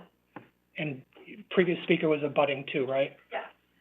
You might, if you have an answer to it, I am going against my custom here, but I think this is, for abutting neighbors, I'm intrigued if they're willing to provide. But thank you for your time. Yeah. Thank you for asking that question. We've spoken to professionals who have a very intimate knowledge of how these facilities work. And from our research and from their professional stance, is that if the building isn't soundproof enough and the kennels indoors are close to the wall, we're going to still hear it. So we would ask that if it was to become an indoor facility, that utmost care and quality work would be done so that we don't hear the barking outside in our yards. And another thing that would concern us, and as a community, is that, the reality is that dogs, many of them cannot urinate or defecate indoors because that's the way they're trained. Is you have a dog. Many of us have dogs. We know that they need the grass to go outside, and they're going to have clients that can't go inside. And are they going to deny every dog that can't go inside? It just seems impractical, and we don't feel comfortable having the dogs paraded in our yards. We have children who are playing outside on the street, and so that is our concern. I know that the company does today offer dog walking services for an additional fee, and so if that's their business model there, I would assume that it would be here as well. Thank you. Sir, I think you're 3. Sure, I'm happy to go next. And then 4, oh no, you're 4, then 5, and then the list. Thank you. First of all, let me say thank you. I appreciate you hearing us. My name is Wells Dixon. I live at 234 Fairfield Place. I am an attorney, but I'm here on behalf of myself and my family. And I do want to say that I appreciate and agree with and adopt all of the arguments and positions and objections of my neighbors. I share those objections. I do want to, though, interpose some specific objections concerning the proposed zoning amendment, which would affect the entire design commercial district. Going back to the original presentation by the applicant at the last session, there was a procedural objection raised to proceeding with this hearing given when the proposed amendment was submitted, and the fact that it hadn't been 10 days. The applicant said at that time that the revised amendment would be more protective. It's labeled as additional precautions. And I just want to point out that that's actually not the case. The original proposed amendment said that it'll take all reasonable efforts to address odor and noise. And I think we've heard and continue to hear that noise is the central issue. This new additional revised amendment is less restrictive with respect to noise. The applicant has to do fewer things to address concerns raised by my neighbors like Nina and Kristen. There's no longer this all reasonable efforts language with respect to noise. All they have to do is put up a fence, keep it 50 feet from the house, and limit the hours. So, we've gone from something that's insufficient to something that's very insufficient in terms of dealing with the issue of noise. I just wanted to point that out. There was also reference last time to the special exception under Chapter 27 of the zoning regulations. You may all correct me, but I haven't seen an application for a special exception under Chapter 27. That concerns, that is a requirement with respect to the dog daycare usage, under Chapter 12. I think it's 12.4.28.7. There hasn't been an application for that.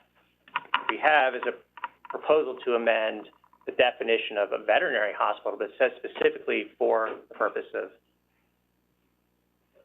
commercial dog daycares, but you don't have this special exception application. So I submit perhaps you shouldn't be hearing any of this when the application is not complete. I also don't think it's sufficient to say, well, it's a veterinary business that offers dog daycare business, but it's not actually a dog daycare business. I don't think that works. Third, there was a reference last time to the plan of conservation and development, and there was, I think, a question raised about whether that was the operative document. I'll just say Connecticut law is clear that this commission has to take into account consistency or lack of consistency of a proposed zoning amendment with the plan of conservation and development. It's explicit. It's section 8-3, subsection B. The proposed amendment is inconsistent with the plan of conservation and development in several respects, and therefore would be unlawful under Connecticut law. The plan doesn't mention or allow commercial dog boarding. It doesn't even talk about dog businesses, but doesn't allow commercial dog boarding. The plan plainly gives priority to residential use and to the kinds of concerns that our neighbors have raised. There's certainly a trend away from industrial use and heavy commercial use. There's a clear priority in the plan for residential use to preserve the residential character of the town, the historical character of the town. And I think you see this reflected in the zoning regulation scheme writ large. You know, there are several provisions in the zoning regulations, as you know better than I, that address dogs. And veterinary hospitals are regulated. Dog daycares are highly regulated and are not allowed when they abut a residential zone. And commercial dog boarding is prohibited in most of the zoning regulations. Yet you have an amendment here to change one of these provisions, right? It would create an inconsistency with multiple areas of the zoning regulations on the issue specifically of commercial dog boarding. And I think that's what this is really about. We're talking about a commercial big box dog hotel. I mean, we've heard about suites and overnight guests. It's a hotel more than anything else. And if it's approved, if this amendment's approved, it would radically upend this zoning scheme in the town. And I know the question's been raised, well, what about Dogtopia? I think Dogtopia and the enclosed businesses, to quote the applicant's sound engineer, not apples to apples with this, and it's in a different zone. It's in this limited transit park area. It's geographically limited. It's very, very different from what we're talking about here. We have environmental concerns. I think you've all received the communication from the health director. And I'll say, the last thing I'll say is just if you are going to consider, or if you were to approve this proposed amendment, which you shouldn't, it's certainly my position that the approval would have to be by a vote of two-thirds of the commissioners under Connecticut law. I'm happy to explain why that is. I think it's pretty clear from the statute. So, happy to answer any questions, but that concludes my remarks. Thank you.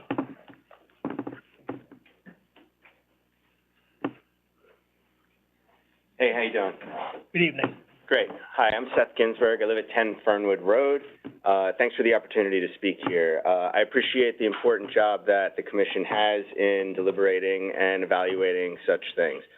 I also appreciate what it's like to be an abutting neighbor and to, you know, live in the area for all or part of the time around an abandoned lot where there is no noise and there's nothing going on. And then you weigh up your decisions and what you have to think about and consider with these amendments, and you try to find the right fit for all of the appropriate land use and commercial and heavy industrial use spaces. In comes this applicant, who I happen to know as one of his first patients, I guess. Our dog, Little Dude, is a therapy dog certified by the Good Dog Foundation. He spends his time, Little Dude, our dog, visiting with sick children, spending time with special needs kids, spending his time at the Special Victims Unit ward, where he sits with the children who are being questioned by authorities to calm their nerves and to ease them. You can't get a more vile and horrific thought in your head than the time Little Dude spends in those rooms with his handler, my wife, calming these children. Dr. Putter's been taking care of Little Dude since he was born. We've been going to the Spot On Vet facility in Stamford since it opened. I just need you to understand, it's not some big box, crazy, insane noise emporium. It's like Epcot, really. It's like very much what you want and need for your community, especially those whose dogs are part of their family, to have easy and available access to. So it'd be a great service for this community, for folks like myself and our neighbors, to have access to some of the best care possible for the veterinary, for our dogs. And in saying that, you know, look, again, your options are to weigh up this applicant and what would likely be another applicant or different applicants, and whether it's a Wendy's that rolls in there and people start doing illicit drugs in the parking lot overnight, or some other facility with the dumpsters and whatever happens with, you know, the trash or the construction that requires the outdoor porta potties and so on and so forth. Unfortunately, there will inevitably be some perimeter issues, but in my view and in our experience, these would be the most upstanding and most responsible people you could have in that space that would serve a really critical need. So I'm sorry to hear of the trials and the tribulations of the neighbors. I understand, you know, what the NIMBY situation is all about. You know, we've all been there. You probably hear it at every one of these meetings. But in saying that, to take a macro view of this, you know, this is really what the community desperately needs. And frankly, Fairfield deserves, is a land use like Spot On. So thanks very much. Thank you. So I don't have a running order, I just have a list. I think might be best if the next meeting is on the 14th. Is that correct, Mr. Wentz? Of February? Yep. So maybe we ask anybody who's here that might not be able to attend the 14th to come up first. That works? Well, why don't you just go in the order that you got? Yeah, just go with the order that you got. I mean, that was the idea, was getting a list, so. Okay. Just, if you can. Al wants to go, he's right here. All right, Well- Kelly? Yeah. Oh, okay. It's fine. I want to thank the board. Murphy's next. I want to thank the board for your time. My name's Al Kelly. I grew up in Fairfield. My family moved up from Florida, and I think it was '63. So I remember when the Post Road was pretty undeveloped, and things like the Pike Diner and Friendly's on Black Rock Turnpike, which are long gone. My wife, Lisa, daughter Kai, and I own Doggone It Doggy Daycare in Fairfield. I'd like to thank the pet mom for doing all the legwork to get basically that whole thing going. When we came before the board, it was 2018, it was clearly stated that we had to be in a commercial district, there would be no boarding, and we were limited to 35 dogs. It took us about 3 years to get that done. We opened in, it was March of 2019, made it through COVID. To date, we had probably 30,000 dog visits come through the door. So I think I'm a pretty good expert on dog barks. And what I'd like to do, I'm big on data. I've got a decibel meter that was downloaded from the CDC, and it's OSHA approved. So I'd like each of you to take a look at it to get a feel for what the decibels are right now. Just say something too, say your name or. That's okay. I mean, I can see it as I speak Okay. that it's going up. Right So now. I believe, the attorney for Spot On said he was gonna keep the decibel level at what was it? It's okay, just, 45, I think? well, 45? we can get back to a microphone. Thank you. I think he said he was gonna keep it at 45, and, what did you guys see for decibel readings? Well, this is, at this point, it's just public comment, so, Okay, so I saw 60, basically 70. yeah. Things from there. We have typically 10 dogs in our yard. Got a video here I'll play for you. Was the video submitted to us? No, Can you submit it to us? sure. Okay, because I'll Can say I, that. can I just play the sound? Well, sure. Go right ahead. This is a,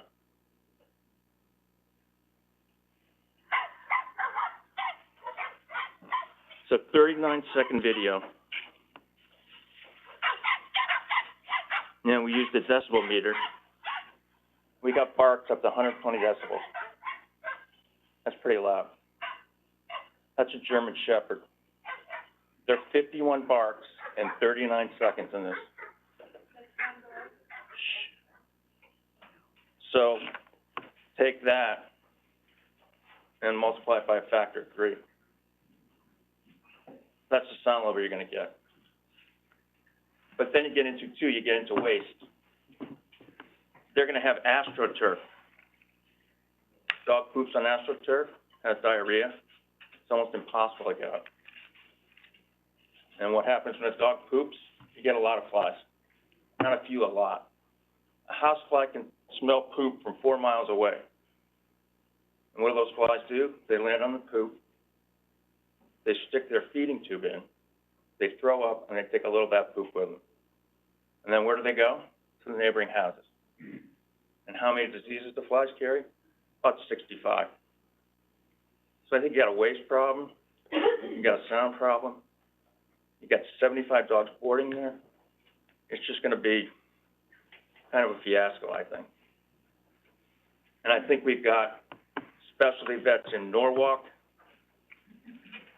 DCA 2 locations. So I think we've got that covered in terms of specialty vets. So I think between the sound, the waste, no need for it. I just don't see it. And you've got parking, traffic, you add it up, I think it's gonna be a real headache for the people in the area. Thanks for your time, I got to say. Thank you. Can you send that video to, Absolutely. what's our TPZ commission at? TPZ Commission at fairfieldtp.org. Can I ask a question? Commissioner Braun. When you took that decibel reading of that German Shepherd, where were you standing and where was the dog? I was about 20 feet away, And it was outdoors? You were outdoors, all outdoors. No obstruction between you and the dog? There was a fence in front of me that way and a fence behind. Thank you. Thank you.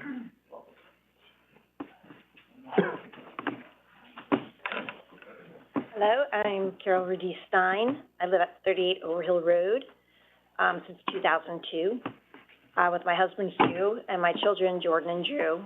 We directly abut the property as our backyard is about 100 feet from the outdoor enclosure. I want to thank you for giving me this opportunity to be heard today. To me, this is simply a matter of preserving the peace and quiet that we have in our neighborhood today, maintaining the status quo. This isn't a privilege, it's a basic element of well-being and civility. Much of what I heard from Dr. Putter, the architect, the civil engineer, and the sound engineer is based on models and assumptions. It assumed that only 35 dogs will be out at times. It's assumed only 21 will bark. It's assumed that they won't bark when they're playing. It's assumed that the shed roof and a small section of the outdoor run will buffer the sound. It's assumed a 6, 8, 10-foot fence will be enough. It's assumed that trees will reduce sound. What if one, some, or all of these assumptions are incorrect? The deed is done. The facility is built. Dr. Putter and all the professionals who made these assumptions and designed these models get to go home to a quiet space. We, the neighbors of this boarding facility, suffer the consequences. What if after being open for a while, Spot On starts to increase the number of outside dogs because there's staff turnover? or some of the promises just go by the wayside, which is human nature? What if Dr. Putter sells the business to someone who hasn't committed to all of these promises? Are we responsible for policing the number of dogs and evaluating the extent of sound and stench? Do we have a debate over what a reasonable level of sound and smell is? Who do we call? What are the consequences? Does the business close down, or do we simply have a permanently diminished quality of life? Another solution is for neighbors to build their own fence to further insulate the sound. So now we, the neighbors, have an added expense to help preserve the quality of life that we have today. Although the sound engineer confirmed that there's no such thing as making something soundproof, he suggested that the neighbors could keep the windows closed to reduce the barking sound. Is it presumptuous for me to think that an open window is a necessity and not a luxury? There was a discussion that dog runs are far from the structure, but that doesn't consider the importance of our backyards. This outdoor space is important for our gardening, exercising, and entertaining friends and family. It isn't a privilege to expect such activities should not be disrupted by dog barking. In summary, as of now, I conduct business calls from my home office. I keep my windows open to listen to the birds chirping and spend time with friends and family in and out of my house without the constant, chronic sound of barking. This is not a privilege. It's a basic human right we should not be deprived of for the sake of a business that can and should be built in a place where it belongs, away from residents. This is not the place. May I ask the other abutting neighbors if you had any thoughts on it, if it was fully enclosed? And again, if you don't have an opinion. I have a dog, and I love my dog, and everybody knows my dog because my dog's a barker, you know. And I think, like, if he could hear any barking come from that facility, he would automatically start barking. And then my neighbor's dog starts barking, and so on. I don't know if it's possible to make something soundproof, if it can be guaranteed. But as I said, once it's built, you can't take it down. Okay. So that's my reservation with it. But if someone said, we 100% guarantee it's soundproof, and if it's not, it will automatically come down, I think we can get used to it. But it also has to have the provision that the dogs cannot be taken outside for walks or in the neighborhood. And now I'm starting to think this sounds like a dog prison instead of a dog daycare. So I don't even think it's nice. Thank you.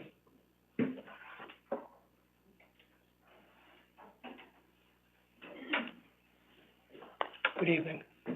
Hi, thank you, Commissioners. I'm Leslie Gasper. I'm a lifelong Fairfield resident, and my family and I have lived at 26 Overhill Road for 3 generations, since the neighborhood was built in 1941. Our daughters grew up there, our 2 daughters. Now I have 3 grandchildren that love to come to Nana's house. We've had dogs all our life. I have a dog now, and she loves to bark at the neighbor's dog and everything else that she sees outside. I'd like to talk a little bit about Spot on. Speak just a little louder, I'm sorry. I'm sorry. I'd like to talk a little bit about some of the things Spot on said at the last meeting. My house is 115 feet from where their proposed dog runs would be. They said they're necessary for the quality of life of the dogs. Well, how about the humans? Having up to 77 dogs there and 35 dogs outside, potentially barking throughout the day, would permanently disrupt our lives. And in fact, our lives have already been disrupted from trying to deal with the fear and anxiety of what could happen there. And Spot On cannot guarantee that they can mitigate the noise and order. We met with Spot On in December before the first TPZ meeting, and we were told that, well, you all chose to live here, in effect telling us that it's our fault if our neighborhood and peaceful quality of life are hijacked. And their statements seem to acknowledge that there may indeed be some noise issues for the neighborhood. Yes, we've chosen to live there since 1941. This is Lower Satsville Hill. It's a beautiful area with lovely homes. We're next to Mill River, Southport Harbor. We're close to 3 of Fairfield's beaches, and yet we're also close to downtown Fairfield and Southport Village, 2 railroad stations in town, and excellent public schools, which is a major attraction for families with children. When my husband's grandparents bought our house in 1941. 2269 Post Road was an open field with apple trees, and the thruway hadn't even been built yet. Businesses came in and grew up along the Post Road without our input, but they never disrupted our way of life. They were never a concern. In 1980, my husband and I became the third generation to live in our house. Unfortunately, he passed away 2019. Sorry. And my financial situation may force me to sell our home. This past fall, I received a very favorable selling price estimate from my realtor, but I just wasn't ready to think about it. And I asked him recently to estimate how the sales price would be impacted by spots on operation. He stated that it was not a question of how much the price would have to be reduced, it was a question of whether I could sell it all. Few potential buyers, including, I suspect, any members of the commission, would be interested in living a home with up to 35 dogs barking directly behind them every day, all day. And what would happen if the rest of our neighbors decided that they couldn't live there because of the noise? Think of the ripple effect. The property values would crash, the selling prices would crash, which would impact the revenue the town gets from the property taxes, which are based on 70% of the fair market value, which consists of the size of the home, the property, but also what's around it, businesses around it, and the sales price, the annual sales price average for the area. So it would definitely impact not only us, but the town's revenue, and I doubt that Spot On could make up the difference in property taxes. And as a matter of fact, hopefully the current owner is paying taxes, and any new business would be paying taxes, and they'd be bringing in employees. So Spot On is not giving us anything special in that regard. Also, as far as the sound of the dogs, it's not unobtrusive ambient sound that can be stopped by fences and a few trees. And the Fairfield dog warden explained to me that the regular noise nuisance ordinance does not apply to dog nuisances.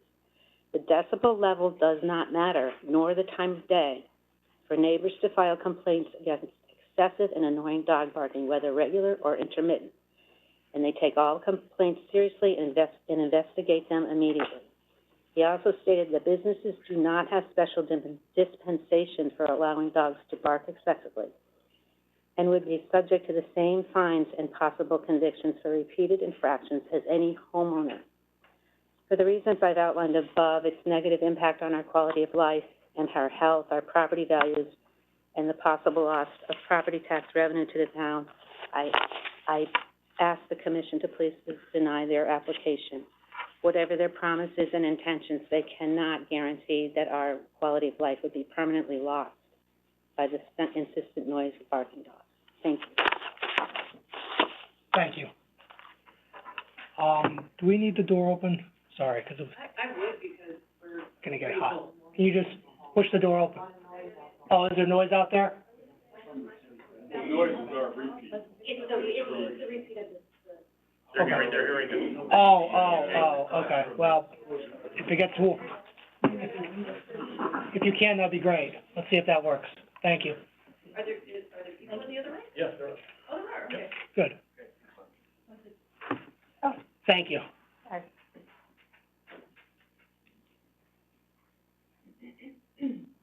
Good evening. Okay. My name is Kristen Stasko. I live at 72 Fairfield Place with my husband and our 14-year-old daughter. For most of my childhood, my family moved around from state to state. I even spent my teen years living in Canada.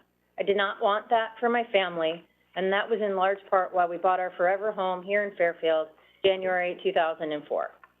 Our property line is approximately 20 feet, and my house is approximately 150 feet from 269 Post Road. We literally look out onto that lot from our backyard, the backyard that we just remodeled. Spent a lot of money doing. There are several reasons why I oppose this business coming into my backyard, a residential neighborhood. I agree with my neighbors that this type of business does not belong here. There is also a very personal reason as well. I will start by saying that this is completely out of my comfort zone, being up here, as well as sharing my story. This is not something I broadcast or share with people that are not in my family or my close circle. However, I feel that this is important. I am a very, very fortunate breast cancer survivor. I have gratitude and I thank God that I am alive. My whole world changed September 2017 when I was diagnosed. I see my oncologist, breast surgeon, OBGYN, and primary care doctor every 6 months, as well as a lymphedema specialist periodically. These doctors saved my life. I am currently in remission, and that, God willing, is where I will remain. That being said, the medical protocol that I follow is very hard on me, both emotionally and physically. The medications I take have a laundry list of side effects that are not pleasant. Headaches are the most common side effect, even more so than hot flashes. The headaches, anxiety, and fatigue that I endure is almost insurmountable at times. I try to combat these side effects any way I possibly can, and that usually requires me to rest during the day. The thought of having to face these symptoms with the addition of dog barking is causing me undue and unimaginable stress and worry. Dr. Putter spoke of the quality of life for his clients, the dogs, but quite frankly, I'm more concerned with my quality of life. As you can appreciate, my goal is to be a present wife and mother and a functioning and productive member of this community, my community. Like many of my neighbors, I chose to live in this neighborhood because of its vitality, access to amazing local businesses, and the proximity to our wonderful schools. To compare the sound of barking dogs to ambient noise is so outrageous and downright false. The sound of the train, cars driving by, the sounds of life are in no way comparable to dogs barking. That is why there is no dog barking option on a soothing sound machine. But there is a train one. There is a train one. I'm not saying Dr. Putter should not expand his business. My husband and I are small business owners as well, and I completely understand that. He just should do it somewhere else. I'm pleading with you to protect our zoning laws, protect our beautiful town, and most importantly, protect us, you know, the neighbors and the community. That's it. Thank you for your time. Thank you.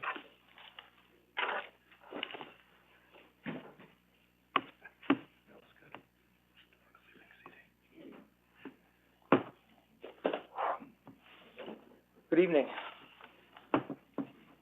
My name is Chris Terry. I live at 88 Overhill Road with my family. Our property is about 20 feet from the property in question and about 150 feet from the proposed outdoor dog run. I oppose the applicant's request for a change to the current zoning laws that have been in place since 1925.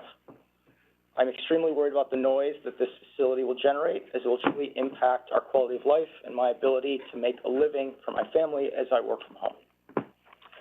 There are two quick points that I just would like to address today with the commission. You know, the first one's the obvious one, you know, it's the noise, okay?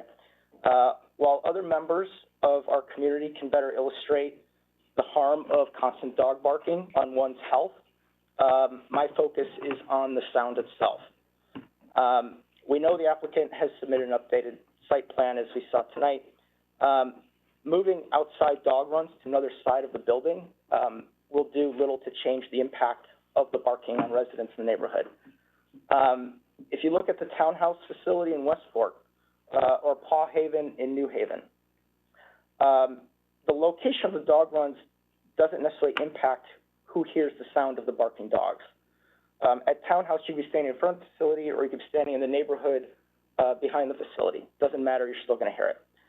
At Paw Haven, even if you live 200 feet away and on the other side of the train tracks, you will still hear dogs fighting. We are aware of a lawsuit against the Paw Haven facility where the lead plaintiff, who actually lives, I would say, further away than several of the houses here in question to this site, has said that even with windows closed and moving to the opposite side of the house, quote, "There is no escaping the noise." The second point I want to talk about is trust and accountability. We understand spot-on policies to be that between 6 and 9 a.m. and 5:30 to 8:30 p.m., dogs are to be let out 1 to 2 at a time, and only if the temperature is above 40 degrees or below 80 degrees. And we have reason to believe, however, that these policies are not strictly enforced. If you go to the Spot-On website, you will see that there is an outdoor camera that is temporarily unavailable and has been for at least the last 51 days. This was mentioned to the applicant at the community meeting on December 6th, and we were assured that it would be fixed. As of 5:04 p.m. Eastern this evening, 51 days after that meeting, that is still not the case. We would like to believe that it is a long-standing technical issue out of the applicant's control, but it seems to be a strange coincidence that the camera had all of a sudden stopped working as our letters to the commission started coming in. We know for a fact the camera was operational in November. Additionally, we received videos from a spot-on neighbor that could potentially explain why the camera is not operational. We have several videos from this neighbor documenting events starting at 7:20 p.m. on December 27th to 6:10 a.m. December 28th, the following day. I believe these have all been submitted to the commission. For everyone else's benefit, these videos show that on several instances, the evening of December 27th and early morning of the 28th, there were at least 6 dogs outside barking at a recorded temperature of 34 degrees Fahrenheit, below the threshold. So I guess, first of all, back to the noise real quick. That doesn't seem like, you know, an enjoyable way to be woken up every morning. Doesn't sound like, you know, an enjoyable way to, you know, have dinner with your family in the evening. My 5-year-old daughter, you know, she's, you know, generally sleeps 12 hours a day. I mean, does that mean we have to put her in bed at 6 p.m. now?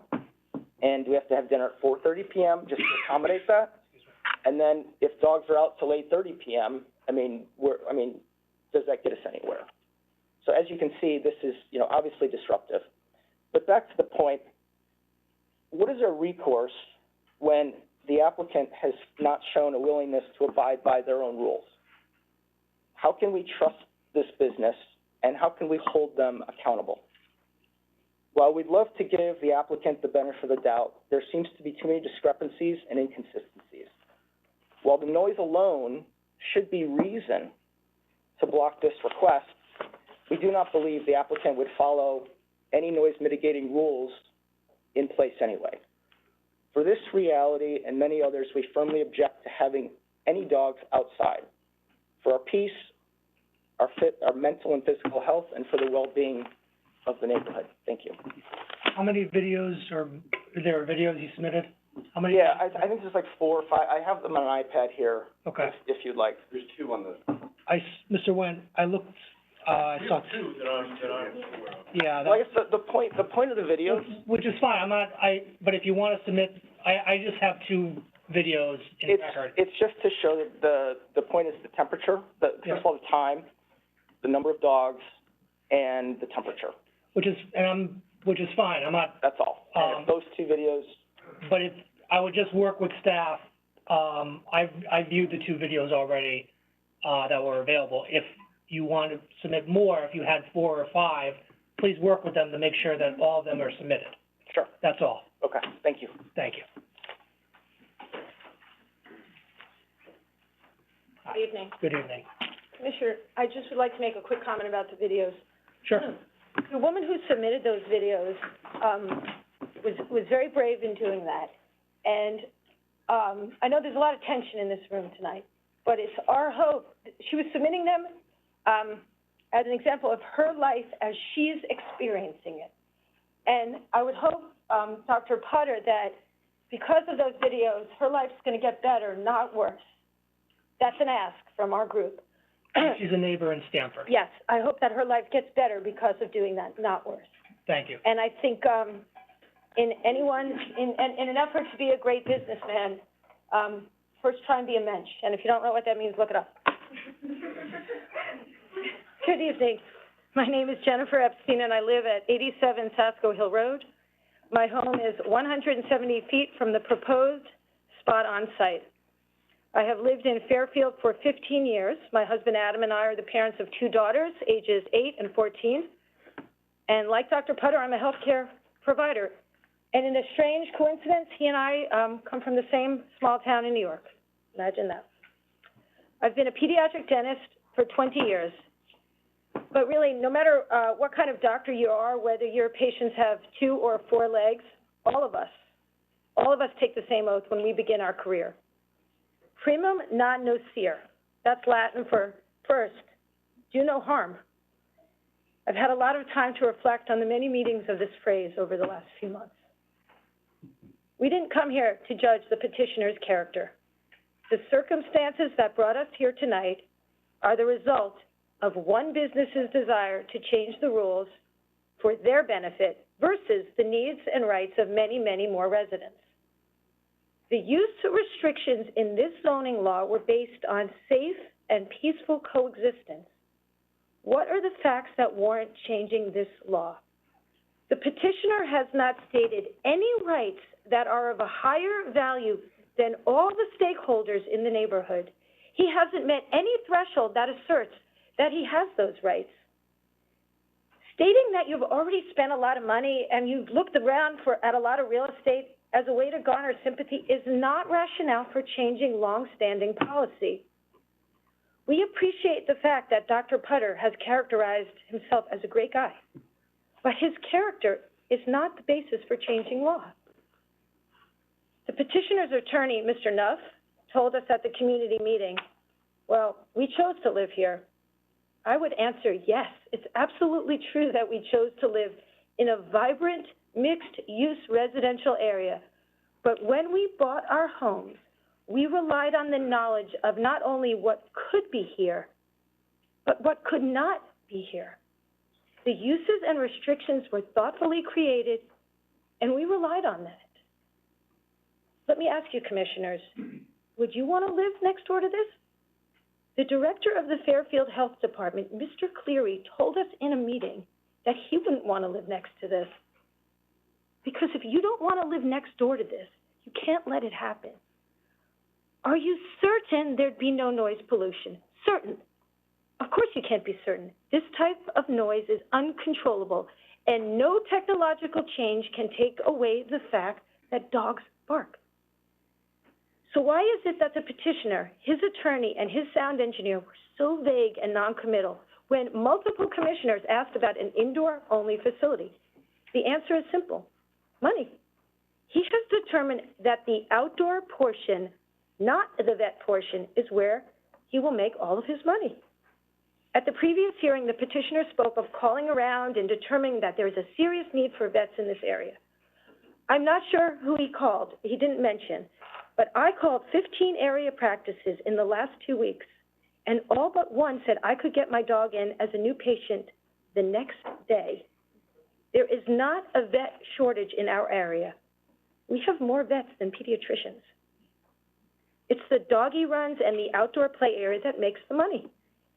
He had his sound engineer talk about all the additional modifications, the HVAC, that would be necessary for a soundproof indoor-only facility. Well, modifications will cost him a lot of money, and he will not get his return on investment.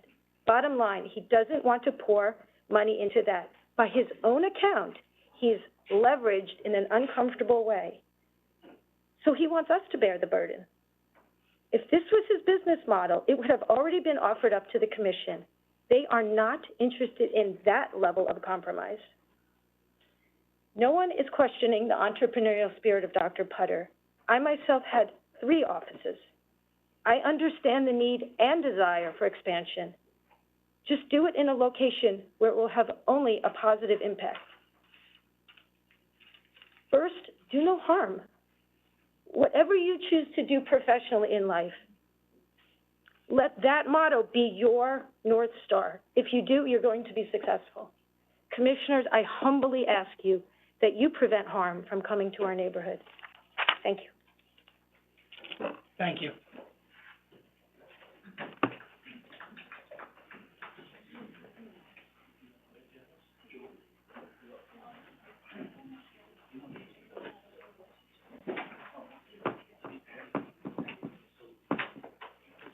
Good evening. Hello.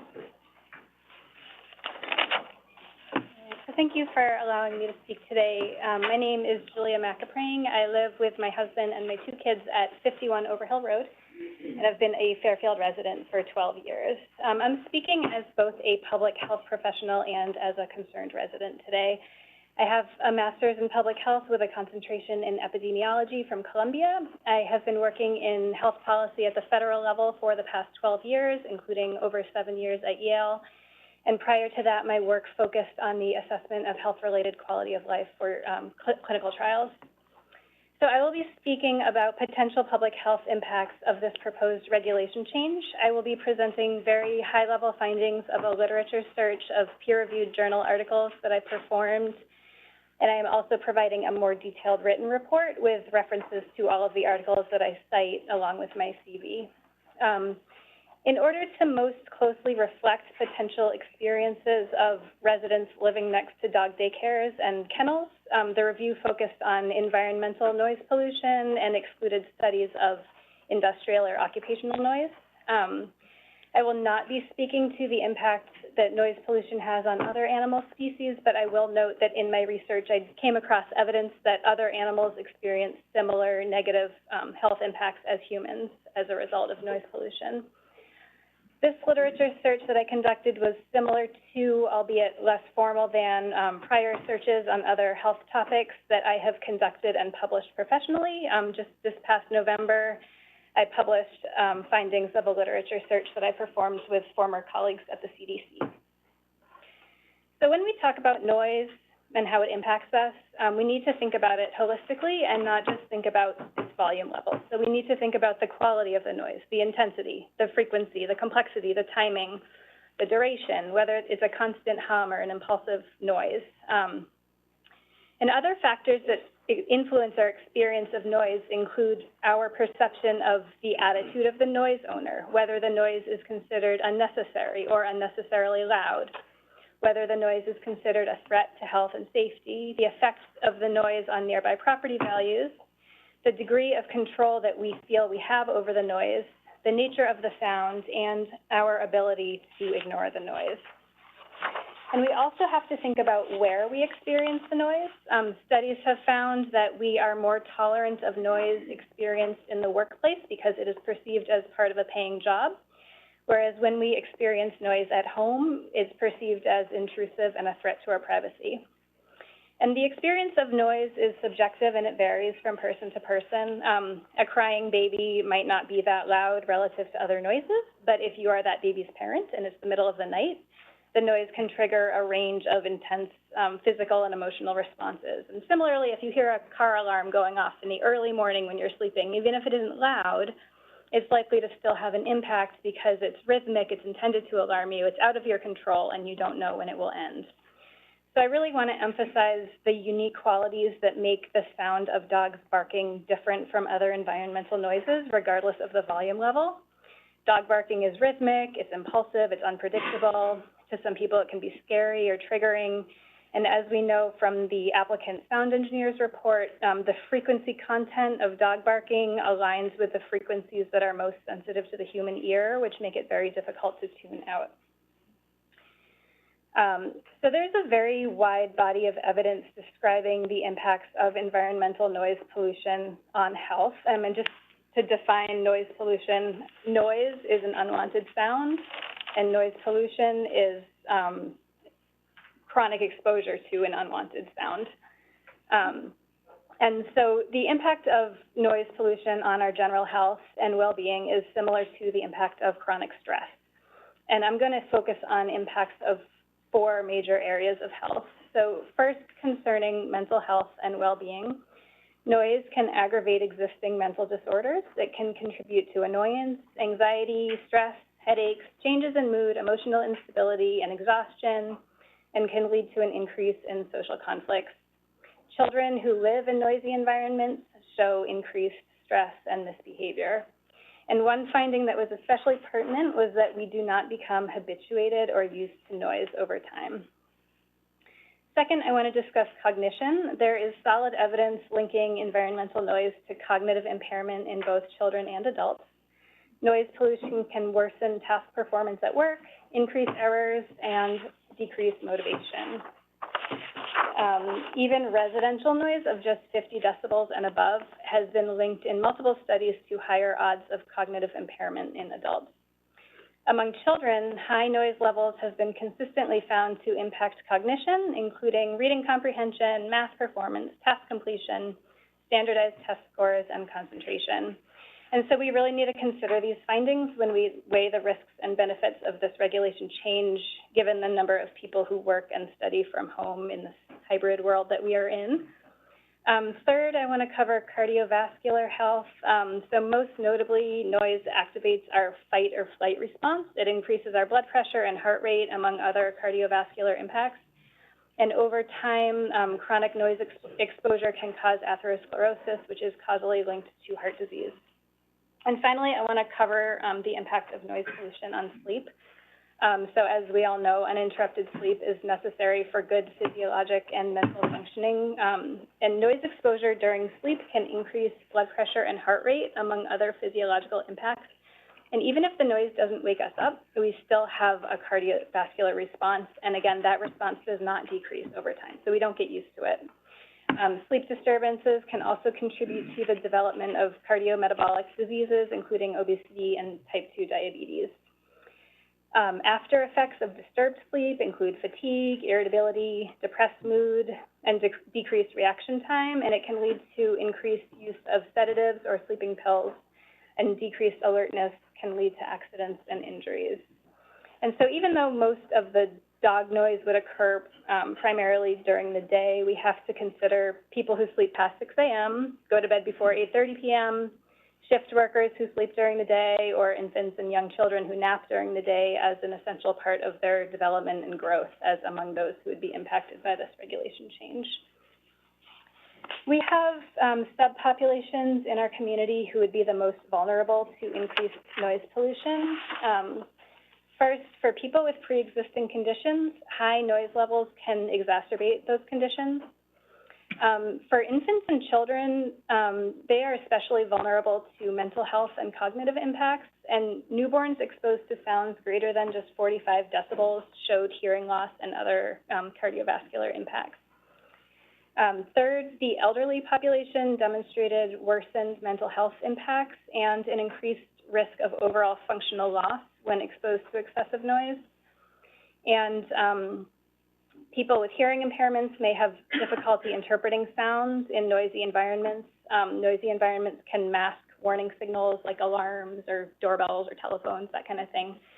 And finally, environmental noise can harm people with impaired vision by masking noises that signal danger or obstacles. And I raise this because when the Commission makes this decision about the regulation, you'll need to consider these populations who may be in less of a position to advocate for themselves. I want to touch very briefly on air quality. The EPA estimates that indoor air is 2 to 5 times more polluted than outdoor air. This is due to combustion materials, building materials, furniture, HVAC systems, et cetera. You may have seen gas stoves have gotten a lot of bad press lately for their link to childhood asthma, among other things. And if not enough outdoor air enters a home, indoor pollutants can accumulate and pose health problems. And one way to mitigate this is by opening windows. And I raise this because this regulation change might result in folks having to choose between poor ventilation on the one hand and noise and odor from these dog facilities on the other. I'm going to touch very briefly on dog bites. Dog bites are a real public health threat, and every day, almost 1,000 people in the United States visit the emergency department with dog bites.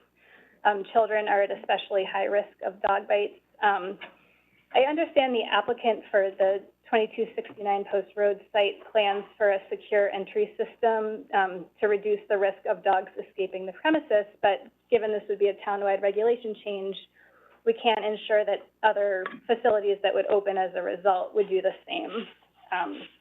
So we need to think about whether we as a town are comfortable allowing this change that would put Fairfield residents and especially children at higher risk of dog bites. So I want to end with an excerpt from the Noise Control Act passed by Congress in 1972. which declares that it is the policy of the United States to promote an environment for all Americans free from noise that jeopardizes health and welfare. The wide body of evidence on noise pollution and health unequivocally demonstrates that the noise that would emanate from large kennels and dog daycares abutting residential zones would indeed jeopardize our health and welfare, especially for our most vulnerable residents. And on those grounds, I urge you not to approve this regulation change. Thank you very much. Thank you. You said you had something to say? Yeah, I just wrote up, this is much more detail, and it has all the citations and my CD. You can give it to, yeah, thank you, and we'll pass it down.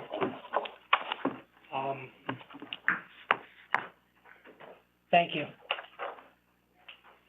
As a reminder, our curfew is 10 o'clock, and as I said, we're not likely to finish this evening. And I haven't seen the list, but I'm gonna guess that's gonna be the case. We were gonna meet next time, in February anyways. We will keep that list, so, and we will start from that list at the next hearing, but for the two attorneys who are representing, neighbors and the expert may go first. But we will keep that list, and move forward from it at, the next hearing.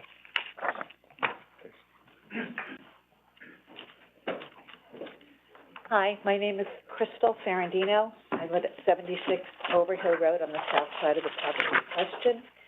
I've been there since 2009. I've retired and plan on spending my entire retirement there in that house that I love. When I heard about the possibility of Spot On taking over the property behind my home, I was curious about what the Stamford facility was like. So I went up there on a weekend, and it was because I have a personal experience with doggy daycare. When I was teaching in New Canaan, I dropped my dog off 3 days a week at a place called Best Friends in Wilton. It was a smaller, much smaller facility. It took care of about 20 dogs a day, and I had a very positive experience with that facility. The workers totally loved dogs and sent me pictures several times a day of my dog being petted and hugged and played with, and throughout the day. The facility had an outdoor space toward the back of the building. It was in a commercial, very commercial area. There were no homes nearby, but they individually walked the dogs in a grassy area at the far back of the building, and it was a very loving situation. They only were able to take care of about 20 dogs a day. So I thought, this is what I expected when I went to Stamford, and it was really quite different. I remember at the last meeting that Dr. Putter said that his facility was state-of-the-art, and that really wasn't my experience. I had a lovely person who took me on a tour of the facility. We went up to the second floor where there were 2 play areas, one on each side. Because it was a weekend, they were probably at maybe 10% capacity. There were maybe about 7 dogs in each pen with a hallway between, and plexiglass enclosures for individual dogs bordering each. I think the state-of-the-art part was that there was a television in every cubicle that the dogs occupied, which none of the dogs seemed to be paying attention to, but the person who took me on tour and I could not hear ourselves think or talk during the walk through that corridor. The barking, 7 dogs on each side, was so loud that we couldn't carry on a conversation. We had to step into the hallway to be able to carry on our conversation. The caregiver in each of the play areas had no involvement with the dogs. The dogs had no toys. They were just incessantly barking. And the smell was pervasive. The smell of all kinds of dog smells. So, I saw the outside area. There were 2 areas with a corridor in between that were probably 12 by 15 feet each. They were blacktopped. The entire property had no grass, no outdoor space that even a dog could walk through. The area in the front of the building that was opposite a housing project, had rocks put in an area that might have been grassed. When I got to the car, my clothes were so imbued with the odor that when I got home, I had to take them, wash them, and take a shower. So it was really a different experience from my experience taking my dog to daycare. I'm a big believer in dogs being able to have activity while their owners are at work. But I think that the big problem with this is the size. I don't know how you take care of 100 dogs and give them a satisfactory experience for 8 hours a day. I don't believe that you could hire enough personnel to make it a viable business and still have the dogs well cared for. I have a puppy. She came to me last October, and I spent 4 months sleeping on the couch and taking her out every 2 hours to train her to defecate and urinate outside. And I couldn't believe that they asked dogs to do that indoors. I think it would ruin their training and confuse them, and I would never be able to put my dog in a place where that was going on. So I just wanted to finish with saying that we have wonderful vets here in Fairfield. There doesn't seem to be a shortage of good care. There are great groomers, and there are a lot of jobs that might be lost within our town because of a facility like this going in. That would be unfortunate. So I think that bigger is not always better, and that we should not only take care of the people in my neighborhood, but take care of the practitioners that are in town that are making a living right now from dog care. So, thanks. Thank you.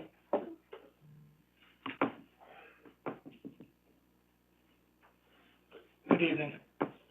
Pete Murphy, 50 Lindbergh Street. I just want to start by saying I'm just so impressed by the things that my neighbors have had to say. I mean, their points, I hope that they've moved you as much as they've really moved me, because it's really impressive, the personal stories that they've opened up and shared here.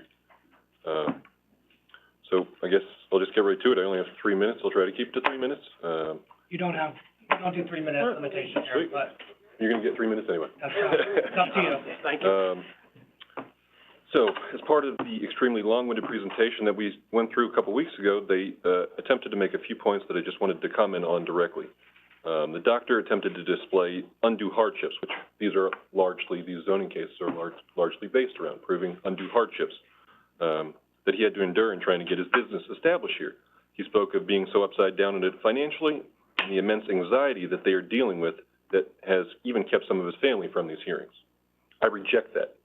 This doctor entered into this business proposition knowing full well that it would require contentious zoning changes for which, that allow him to establish it on that lot. That is what you call a gamble for which he's holding the bag. That is not an undue hardship that we need to bear, nor should my neighbors bear that undue hardship. The doctor has sound experts talking at length about their expertise in licenses. That license is for expertise in sound travel. These same experts were sitting up here talking about dog behavior. How if one dog is outside, it might bark, but when there's multiple dogs, they're probably not going to bark. Accept it as if it's fact. I don't know if you've ever been to a dog daycare. I have. Whenever you pull up or you're anywhere in the vicinity, you can hear that noise. It is awful. And most of these times, they're not even in a residential area. They have an obvious paid bias, and it should negate any licensed testimony that they tried to provide, as established when you ask multiple questions about if you have an enclosed dog run. took him 4 questions to admit that, yes, it might actually be quieter. I mean, that's just fact. If you have a license and you're putting your license on the line, that's obvious lie. So any of their testimony, I think, should be thrown out. I also reject the use of arborvitaes. They told us last meeting that they put up 50 arborvitaes for sound control. First of all, they're talking also about being good neighbors. They didn't consult any of the neighbors about should they put up arborvitaes. I have multiple arborvitaes on my property that are over 20 feet. I can tell you, they are nothing but a wall. It is soundproof, 0%. Good for visual, not good for sound. Testimony all you want. That's just fact.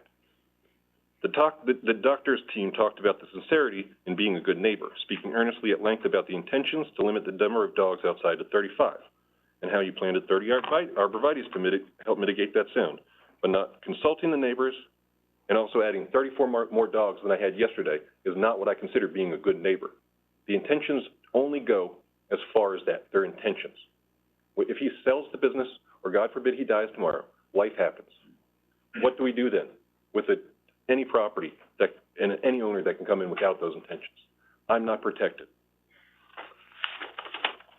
Lastly, and again, I'm only going to speak to it because they made us sit through their 3-hour presentation in hopes of wearing us down. But the doctor specifically cited an analogy illustrating the difference between the negative stigma dog kennels and his dog business by saying that it's the difference between ordering a sandwich somewhere or going to Gruel Britannia. Well, I implore you to look at the menu for Gruel Britannia. They have multiple sandwiches on the menu. And although they purport themselves to be a finer dining establishment than a deli, guess what? They still have sandwiches. Just like this dog kennel still has dogs. And you can't control dogs or their behavior or their barking. So I reject that analogy. I reject this application. I've been a resident of this town since 2009, and at my current residence since 2015. And as a neighbor who can see the property in question from my daughter's bedroom, the guest room, and my master, I reject your proposed changes to our zoning rules. When purchasing a home, as mentioned before, you consider many things, not least of which what is in the neighborhood currently, but what can go in that neighborhood. I purchased this house with the protection that a dog motel cannot go in directly next door to a residential property, and I expect that protection to remain. The only ones dealing with undue hardship here is us, the residents, and I can assure you that this hardship is not my daughter's burden to carry when she is sleeping at 6 a.m., 7 days a week, when those dogs are there and allowed outside. I thank you guys for giving me the time to speak today, and I beg for you to uphold the existing laws and regulations as they are. Thank you. Thank you.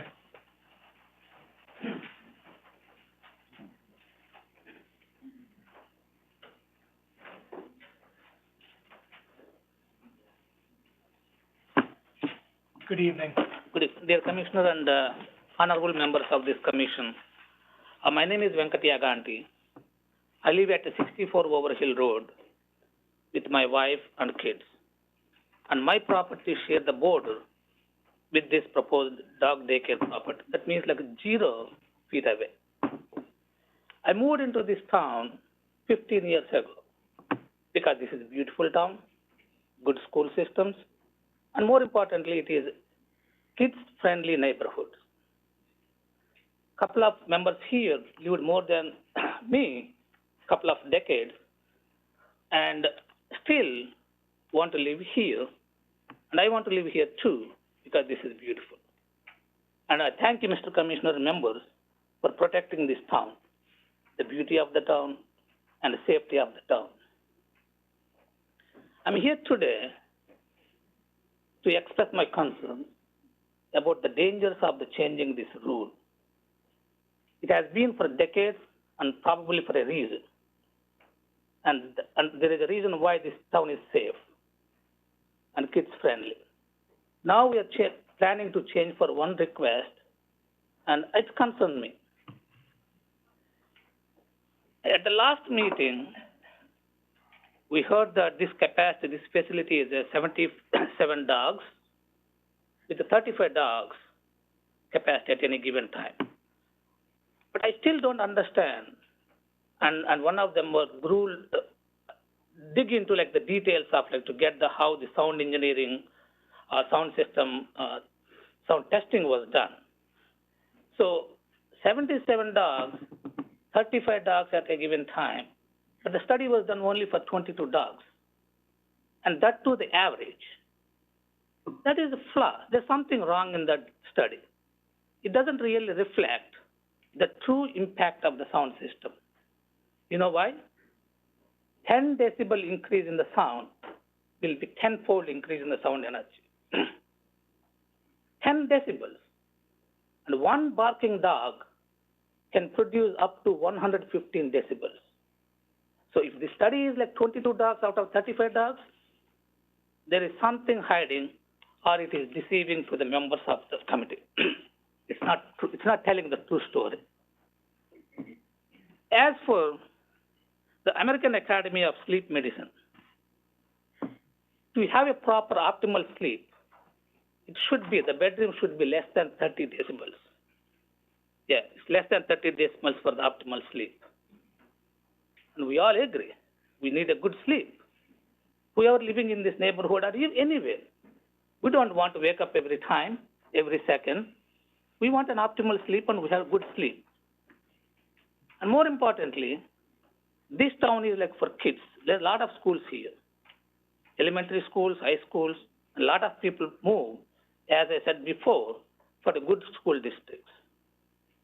They deserve some good sleep, aren't they? We all agree they deserve a good sleep. And at the same time, as per the World Health Organization,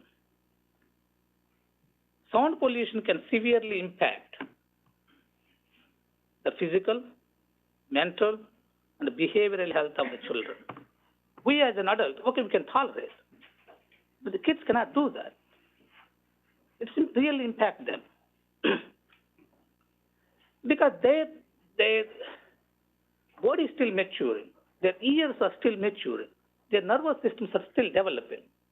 So it's why it's very, very important for us to provide them the less noise exposure as much as we can. And some of the dangers of like exposing to the loud noise, because they may have a harder time paying attention. My daughter has some like asthma and attention deficiency. If she hears the barking sounds all the time, I'm sure she's not going to study well. I'm sure she's not going to pay attention. I'm sure anybody here, any kids doesn't do that. We all know like they already want to escape from the studies, right? So of course, like if they see like this excuse, they're not going to pay attention. They will have a hard time paying attention no matter what we do. Similarly, they're also going to have like a very difficult time concentrating and learning as well. Not just like having these problems, Mr. Commissioner and members. They're going to have a difficult time going outside. They can't play in the backyards. Forget about the backyard. They can't go outside with their friends for bicycle in the streets. That means we are forcing them. If we allow them to go this noise levels, we are forcing them. They will be, they experience that feeling of isolation. They don't want to mix with the community. Right, so we don't want our kids to be in that position. And all this leads to some serious problems if we don't protect the safe and secure environment and peaceful environment for the kids. It has much, much bigger damage to our town, to all the parents. If my child doesn't behave well in school, I'm sorry to bring this everybody. I really hate this to do this. We saw what happened in our backyard, in our own town, own state, Newtown, Sandy Hook Elementary School. If kids are mentally disturbed, we don't know what is going to happen. I don't want to send my daughter to school. When that happened, and still today, I will wait for my daughter to come home. Always. I'm sure like you all, everybody here, don't want to send a kid into a school district which is troublesome. This is not the kid's problem. They don't born with these problems. we are putting them into the problems. We are creating the environment. So if we don't safeguard this town, if we allow these type of amendments, I'm sure you all agree, Mr. Commissioner and honorable members, that we are giving a chance, or we are putting our kids into the dangerous zones. I really request you, you did a great job. Your commission, the commission before, safeguard this town pretty well. That's the reason why, like, I moved to this town, and a lot of my friends moved to this town, and still this is a very desirable location for many, many people to come. I beg you, I request you to safeguard this town and particularly protect our kids.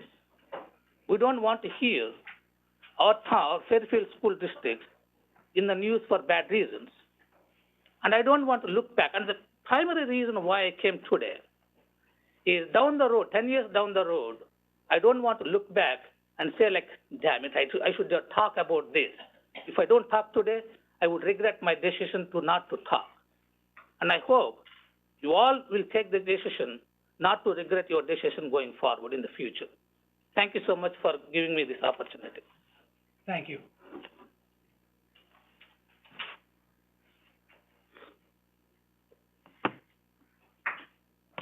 Hello, yes. Good evening. Good evening. Let me stand, because what I'm going to say is quite short. Or should I sit? Whatever's comfortable All right. for you. Sitting is... All right, my name is Mao, and I live at 50 Overhill Road, next to Mr. Yaganti. So, it is next to this proposed dog daycare and boarding service. We are sharing the fence. And let me tell you, all of you, Mr. Chairman, commissioners, and TPZ officials, let me tell you a little bit about myself. I and my family, my wife and young daughter, relocated from halfway around the world from Singapore back in 2014, so about 8 years ago. So initially, we rented a small apartment at Exit 24. And since then, with my foreign eyes, let me use this foreign eye, I noticed this Fairfield with its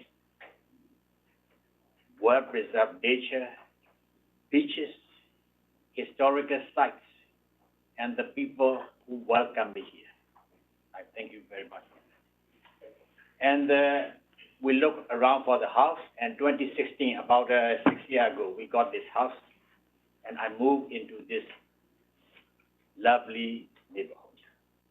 And now, all of a sudden, I just realized there may be the case. Dog boarding and, daycare service may be next to my house. And with this dog barking noise and everything, I believe my quiet enjoyment of my house and the whole neighborhood will be taken. My time here in the United States is relatively short, so I'm yet to fully understand this zoning regulation. But I'm confused if it is possible to amend this good old regulation which protects residents from the noise and this quiet enjoyment.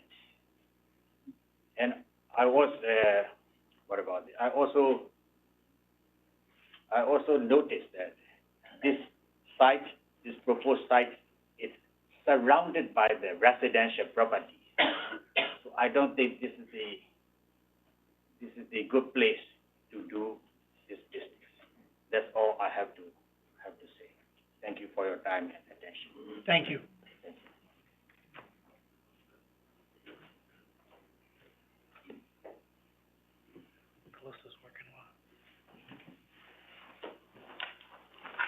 Good evening. Good evening. I'm Nicole Crampton. I live at 49 Beaverbrook Lane with my husband and 2 dogs.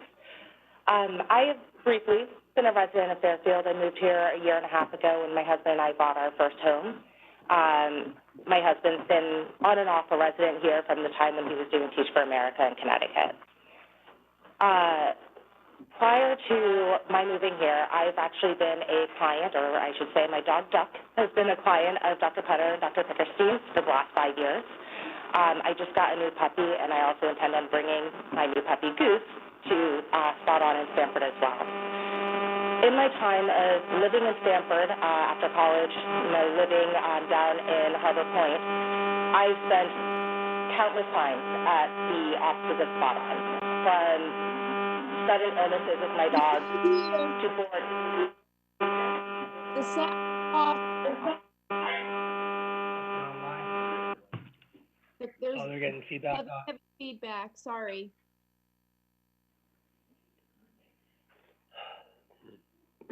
Wonder why that should be.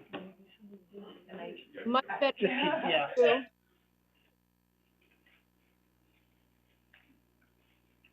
I'm gonna keep going. Go ahead. Good night, thank you. Is that better? Let's try it. Okay. From illnesses with my dogs to, general grooming to boarding, I have not come across any facility between California, New York, or anywhere here in Connecticut and Fairfield County that has had the standards that Spot On has had, that has had the impeccable level of care that Spot On has had, and that has had the true, feeling of neighborly, goodness that Spot On has had for their neighbors in Stamford. When I moved here, one of my biggest issues with Fairfield was the fact that I could not find any place that I thought was adequate or suitable for having my dog to be looked at in terms of its medical care or to have it boarded, because every place in this town, in Westport and in, Southport that I have come across has all had true kennel boarding. My dog does not belong in a cage.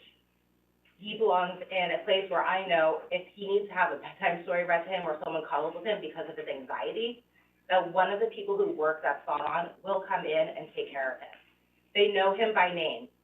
When I call in, they're like, "Oh, you're Duck's mom." When I walked in here tonight, they recognized me and they knew who I was. It is not a superficial level of caring that they have there and that they have for their clients and the animals. Every time that I have driven up to their facility, I have not once heard a peep of any of their dogs outside. That's pretty impressive to say. In 5 years, I've never heard noise coming from that building. I've been inside that building. I've toured it. I've not seen any kind of disrespect of the dogs or a neglection. I haven't seen feces anywhere. I have never smelled anything. I give the employees hugs when I go in. I bake them cookies when I come in. And I've never once had a moment where I said, "Ooh, God, I can't get too close." These people are literally family. It's a family-run business, and I think that takes consideration. So I know it's getting late, and I won't keep you guys much longer, but I really, truly hope that you do take this into account, because it is a godsend. When I heard that they were looking to open here, I was so thrilled. I have neighbors who are so thrilled, and I truly hope that they can be allowed to open, and that's really all I have to say. Thank you. Thank you.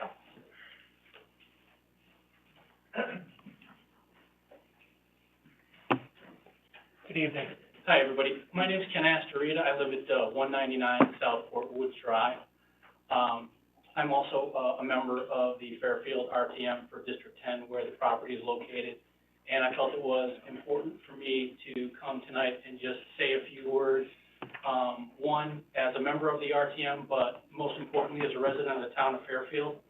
So I've had the opportunity to listen to what everybody has said. So I can't say anything more eloquently than the residents have expressed for themselves tonight, so I'll be brief. I'm not a veterinarian, I'm not an architect, I'm not an acoustic engineer.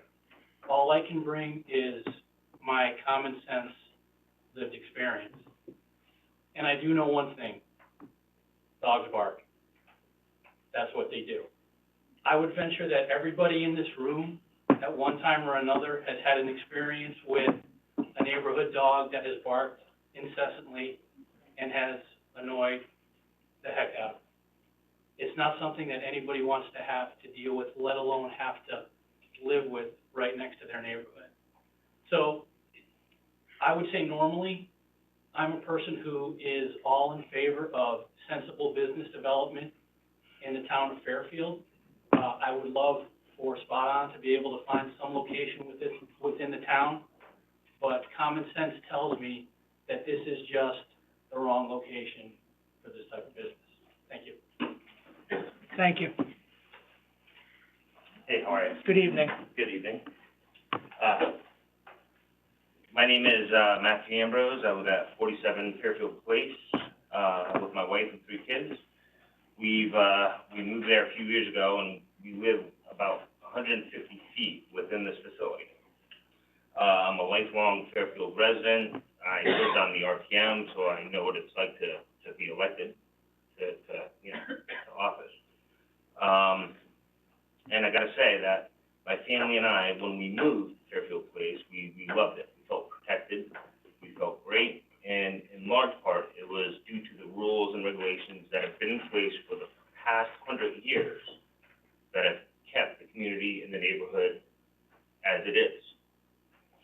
I understand that Dr. Putter has done, he said an exhaustive search for places, but I did a 30-minute search on the MLS the other day, and I found 6 places within the past 2 or 3 years that have either been leased, purchased,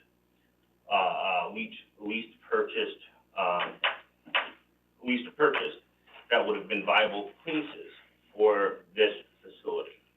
And a lot of them are in that Commerce Ave area, and a lot of them would not have needed any regulation change in order to be put in. They were the same light commercial, but they didn't abut residential like this does. There's a couple other things that have been on my mind, and one of them is, if this doesn't go through, I would say 20 plus, 30 plus, 40 plus homes will continue to be happy and raise our kids. So a lot of kids in this little neighborhood will be happy. And Dr. Putter, unfortunately, he won't be. However, if this goes through and Dr. Putter is able to put in this dog daycare, which is what it is, with this outdoor dog facility with 35 plus, and there's no limit, there's really no limit on how many dogs he could put there. That could be outside, that could be barking at any given time. Well, not only would it be disruptive, but if this whole entire thing goes sideways, not only will it disrupt the 40 plus homes that either abut or within the 150 feet of this facility, but it will actually have an effect on the entire town, because it's a rule change that will affect the entire town. And I just think that's short-sighted. And the effect, we will be known as the premier place in Fairfield County to have a dog daycare, boarding facility, and nervous breakdowns. If this goes through. Another thing is about the transparency. I have a real problem with the fact that, up until October, I spoke to somebody that is on this commission, and I mentioned to them that this dog facility may go into this dealership, and they had no idea. They had no idea that this was actually proposed, that this was something that was actually happening. Yet, my wife and I and my kids were up all summer, all fall, whatever, because of the work that was being done at the dealership in preparation of this facility. I called zoning a couple times. They had no clue. They didn't know what was going on. They didn't have any permits. Nothing was filed. Dr. Putter said he wants to be a good neighbor and doesn't want to disrupt the harmony of the town and Then why not be transparent like Dogtopia? Why not be transparent? Why not be upfront with us from the very beginning? But that did not happen. And it didn't happen for a reason. It didn't happen because he knows that 35 dogs is not a viable thing for a small, little neighborhood like we have, a tight-knit community with 35 plus, or a ton of kids that play outside, He just knows that the only way that he could get through was to ambush us. That's how I feel. That's how I feel. And that's how a lot of people feel. So, in conclusion, I just want to say, I just hope that you guys really consider this and the impact that it could have not only on this neighborhood, but on the entire town if it does go through. Not just for the sake of my kids, the neighborhood kids, but for the entire town. I thank you for your time, and have a good night. Thank you.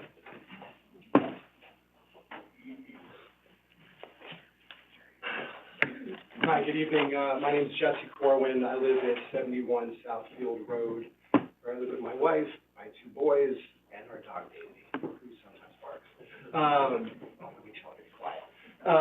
I'm here to stand shoulder to shoulder with my fellow neighbors to oppose this amendment, this application. When we all walked in here, we were probably hit with a very unpleasant smell, right? Because we're by the sewage plant, we're by the dump.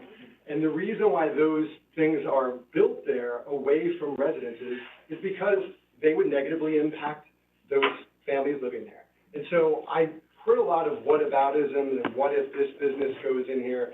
We're not talking about other businesses. We're talking about this specific business. And I think it's safe to say that this specific business causes undue stress, impinges on our quality of life.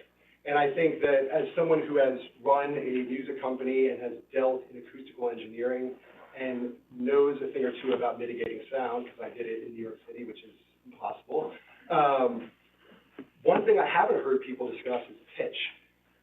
Pitch is a very, very important aspect of sound. It's not only decibel level, it's not only duration, it's not only frequency, but the pitch, whether it is a high-pitched noise or a low-pitched noise, travels completely differently, and it also affects people in a much different way. And I think that dog barking probably has a wide variance of pitch that should be considered, and I don't think has been mentioned yet. The other part of it is the natural design of this sound, right? Much like different instrumentation that you use to evoke a mood, the natural design of a bark, much like a baby crying or a siren, is to get attention. That is what it triggers in your brain. That is the mood that it establishes for you. And I think that is something very, very important for this commission to consider. The last point I want to make, and I'm going to be brief because I know there's been so many eloquent speeches before me, is really about, if this were to go through, the monitoring and the resolution and abatement of any issues that came up would seem to me to create a very large logistical problem in terms of resources because of the difficulty of monitoring this type of sound nuisance. And so I think it's important for this commission to consider the impact on the town's resources in that regard, as well as to our quality of life. So again, I just want to say I oppose this application. I hope Dr. Putter finds another suitable location and is super successful, just not in this neighborhood. Thanks. Thank you.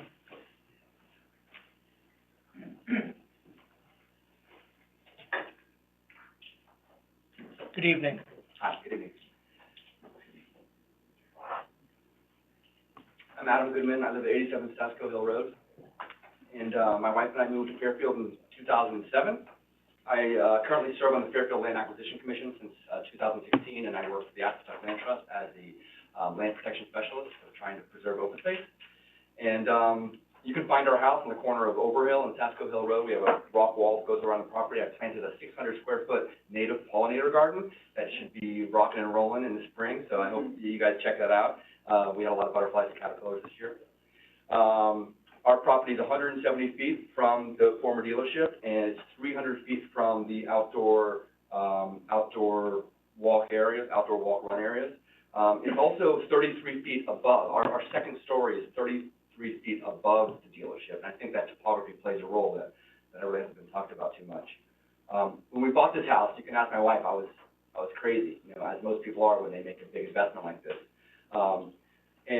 I used to drive by at night to see, was the lights from the dealership, would they come into the window, right? That's an important thing to know. Am I going to be seeing lights at the dealership? And luckily, there's enough of a vegetative buffer that that's not the case. I did my due diligence. I even even checked the zoning regulations. And, you know, I'm not gonna get too much into the zoning. I suspect that the next hearing, there'll be some discussion about that, and we did our best out of our ability to not repeat ourselves. I know that's an issue. So it's just very curious. I had a lot of trouble understanding why the applicant is trying to change the definition of veterinary hospital, as opposed to dog daycare. Since dog daycare is the one that says you cannot abut a residential district, and dog daycare is the one that says no overnight boarding. I mean, if you look at his facility, I just sort of color coded, you know, areas that are vet hospital is this area, because it's all laid out, it tells you what the service is. The entire other area is kenneling. The reason this looks like this is that he didn't have a plan that had the new enclosure that went up the that went up the western wall. He didn't have that built in with the inner side, so I sort of had to make do, but you get the idea. That's a lot of kenneling. So I ask yourself, what kind of facility is this? Is this primarily a vet hospital, or is this primarily a commercial dog kennel? So I understand, Attorney Knopf said no other property like this can exist. It won't be up and down the DCD, the Design Commercial District. It won't be everywhere. And I know he submitted a letter from Mark Barnhart that said this is the only building in town where these criteria exist. And so I'm no expert. I know spot zoning is illegal, so I suspect this is not spot zoning. So if it's not spot zoning, then therefore there are other locations where this could exist. They may not be vegan now. They may be buildings that exist that are occupied. Maybe they will become vegan. Maybe they could become a dog superstore, dog kenneling in the future. If you guys approve this, I feel like it would be another example of the government picking winners and losers, picking which animal hospital can offer these services and which can't. Other veterinary hospitals in the DCD would not be able to operate the same way that this one is asking to operate, according to their own definition that this is the only property that this can happen. In terms of the change in the application, I appreciate the concessions that Dr. Putter made with the new plan, but unfortunately, the dogs will still be outside. We will still hear barking. It's the same book, different cover. But this concession, however, it did show that the earlier plan, to me, it told me that the earlier plan had serious problems, despite what they spent 3 hours telling us. Sounds like more changes might be coming. And I just wonder, how confident can we be when they don't seem confident? Regarding this new plan, I know a lot of people didn't talk about it because, you know, we got it Friday afternoon, right before the weekend. I did have an opportunity to review what they sent in, like I showed you with the architecture diagrams as well as the sound report.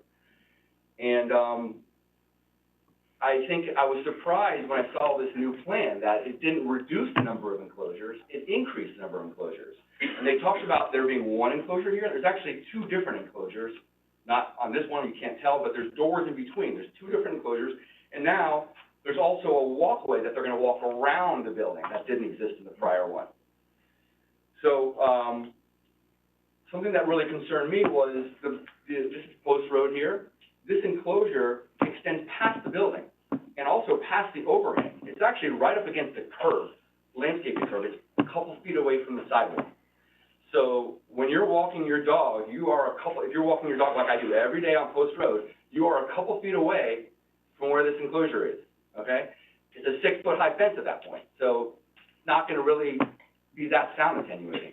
On that point, a 6-foot fence there, it's interesting. The fence in that area, and hopefully you guys can say this later, the fence in that area goes from 8 feet to 6 feet, and that definition of where that changes is at the 25-foot setback. So I was curious about why it needed to be an 8-foot fence in one area, and then as soon as it gets within that 25-foot setback, it goes down to 6 feet. I suspect it's because at 6 feet setback, the fence is considered a fence, and it's not part of the setback.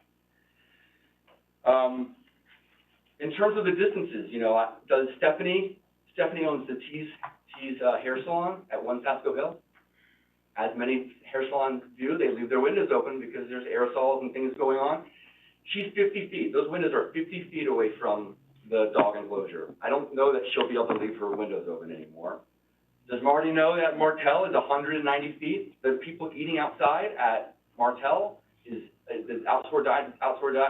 outdoor dining is 190 feet from this new enclosure on Post Road? And, also, what about the parking lot at 1 Sasko Hill? I don't know if you've been to townhouse boarding, or maybe like my wife, been to modern dermatology. All you hear about is the barking that you can hear from townhouse, and I think that, do we want to risk the parking lot at 1 Sasko Hill being full of barking as well? You know, this new sound report, I don't know if you had a chance to review it, and, Attorney Nuff talked about these southern enclosures as if they were getting rid of the southern enclosures. They're not. The southern enclosures, they are still existing. They're just converting them from a play area to a walk/run area. Okay, so they're telling us that one dog at a time will go through there, will be escorted around, but they'll also use that area as a potty break. And you know dogs, they go back and forth to potty, right? So there's going to be dog action in there. I don't know how we're going to enforce how many dogs will be in there, but there is going to be dogs in there. So the sound report, very interestingly enough, doesn't include any sound from the southern enclosure. They took away all of the sound from that side. But we heard earlier from their sound engineer that one dog barks more than multiple dogs. Okay, so clearly there's going to be barking that's abutting the residential area on the rear part of the building, south part of the building. I don't know why they didn't include that in part of the sound report.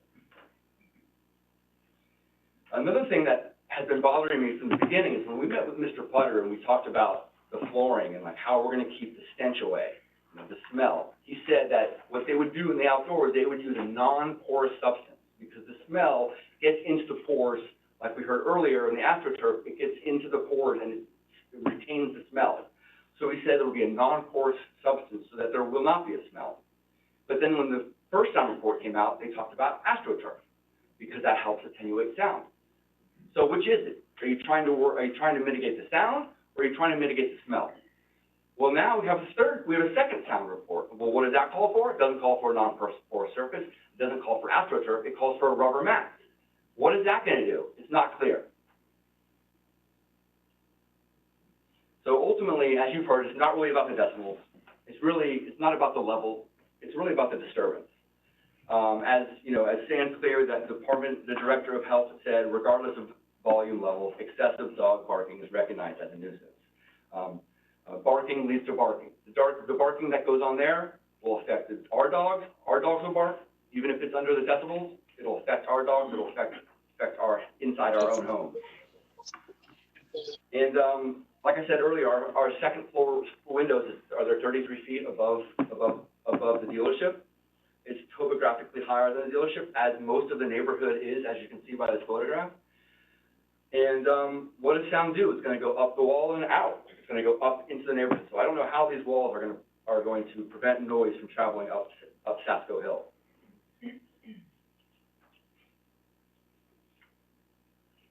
And so I guess I just have a hard. I see all this engineering that they're putting in on these outdoor enclosures to make it somewhat palatable to sell to the commission that this is going to work. It's this magic recipe idea that they have this idea that there's some new technology that exists that hasn't existed in the last 100 years when this zoning law was written, that now they're going to use this new technology and there's not going to be a sound. There's not going to be sounds that are going to bother us. So I don't know how we're to believe that this magic recipe, that nobody else has figured this out. How has he solved the riddle that makes this decade-old zoning law suddenly obsolete? Nobody thought of putting up a wall before. It didn't work at Paul Haven in New Haven, and it's not going to work here. Technology doesn't fix this. And so even if you do approve this and they put it in, well, what then? What if it doesn't work? What are we left with? So I'd like to conclude with a couple things. You know, neighborhoods like ours are in the greatest need for protection from development. And this isn't a controversial decision like getting rid of a couple trees near Sacred Heart, the new community theater. These are decisions that affect real people's lives, you know, people who have lived in this neighborhood for decades. So, you know, in reference to what Attorney Nuff said would be a lot worse in this area, he talked about theater, hotel, gym, restaurants, outdoor dining, auto repair, auto sales, retail stores, as if that would be a worse use of this facility than the dog kenneling. But there's one thing all those places have in common. They don't have outdoor dogs barking. So I wanted to say to Mr. Lenoci, you know, we're not anti-business.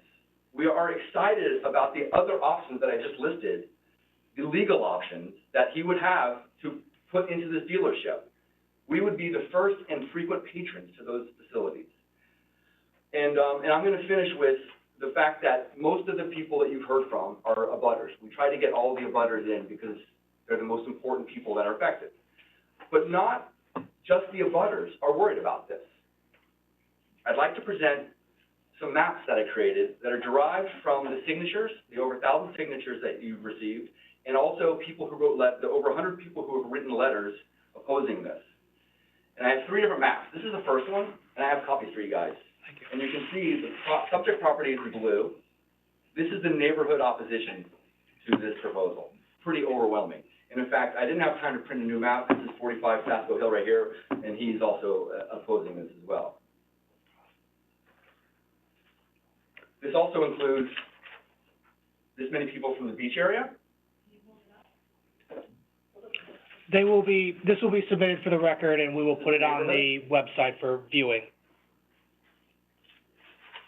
This is South of Post Road. And just to show that this isn't NIMBY, it's not about not my backyard, this is what the Fairfield opposition looks like townwide. Okay? Knowing that the neighborhood and the town are against this, knowing the damage it would do to our daily life, what would be the rationale for amending these regulations? Do you think the town wants this? Do you think the town would vote for this? This is not what Fairfield voters want. Thank you for your time. Thank you. And that map corresponds to this petition? That's correct. As I said earlier, it's 9:50. We'll go up to our curfew at 10. I better keep it brief. Thank you. You guys have been very patient over the last few weeks. Appreciate it. Good evening. My name is Kevin Downey, and I live at 138 Fairfield Place. In 1997, my wife and I, we were ecstatic, we were elated to have found a house in a neighborhood that fit everything that we wanted for our family to a T. It was the ideal location in which to raise 2 children who have, since flown the coop for empty nesters with grandchildren. But the thread that exists between our lives and the lives of those for whom I'm most concerned is the quality of life that the children have due to what is surrounding us. Like everybody else, committing to buy the house, took everything we had and then some, tax credit, whatever, it's irrelevant. In the last, in the 26 years, I think we are on the 4th set of kids that are going through the school system, which speaks volumes for what it is we have here. Yes, we have, we have businesses on the other side of the post road. Yes, we have what is really is ambient sound from the railroad and Interstate 95. By the way, people on Delafield Island, Darien, where the houses are 10, 12, 15, $20 million, they too hear Interstate 95. So it is not something that is, just, something that we have to deal with. We have the ambient noise, but you know what? The greatest noise we have are the kids running around. I love the noise of the kids playing football, kicking each other's butts out in the street, the flashlight tag, everything. To me, that's living. Where I'm going to address the commission, though, the request to move the goalposts for the needs or the request to accommodate a few business people. Look, my wife owns 2 stores. I get it. We put a hell of a lot of money, especially into opening the 2nd store, okay? I understand the doctor's position. That notwithstanding, we have to also take into account what it is the impact is going to be, okay? We cannot, the request I have is for the goalposts to not be moved. We have had this set of zoning regulations and laws in place for, 98 years? 1925? In terms of an apples-to-apples comparison between, the Stanford location and the Fairfield location, with the mix of residential and, commercially zoned. Well, I took a ride down to Stanford not too long ago. You stand in front of the mothership, take a look to the right, you have a United Rentals, you have a Salvation Army, you have a large, lot that's got, big diesel trucks in it. Across the street, you have a couple of restaurants, a dry cleaners, and a warehouse that they sell flooring. You walk down the street 200 yards, you have a striptease. So, I would submit that, this is not an apples to apples comparison. In terms of, sound mitigation from trees, look, I was lucky enough, I caddied as a kid. The scholarship money did a lot to get me through school, but one of the sayings that you hear as a golfer is that trees are 90% air, and I guarantee you the arborvitaes, and as well-intentioned as they are with them, are not going to do anything to mitigate the noise, nor reduce the quality of life of the people that live in the neighborhood. Thank you for your consideration. Thank you. We're five of. Promise to be short. I know, we're five of. I know somebody's gonna be upset, and I apologize to that somebody, but at 10 o'clock is gonna be our curfew. I'm very excited. I am, Jim Farrell. Good evening, commissioners.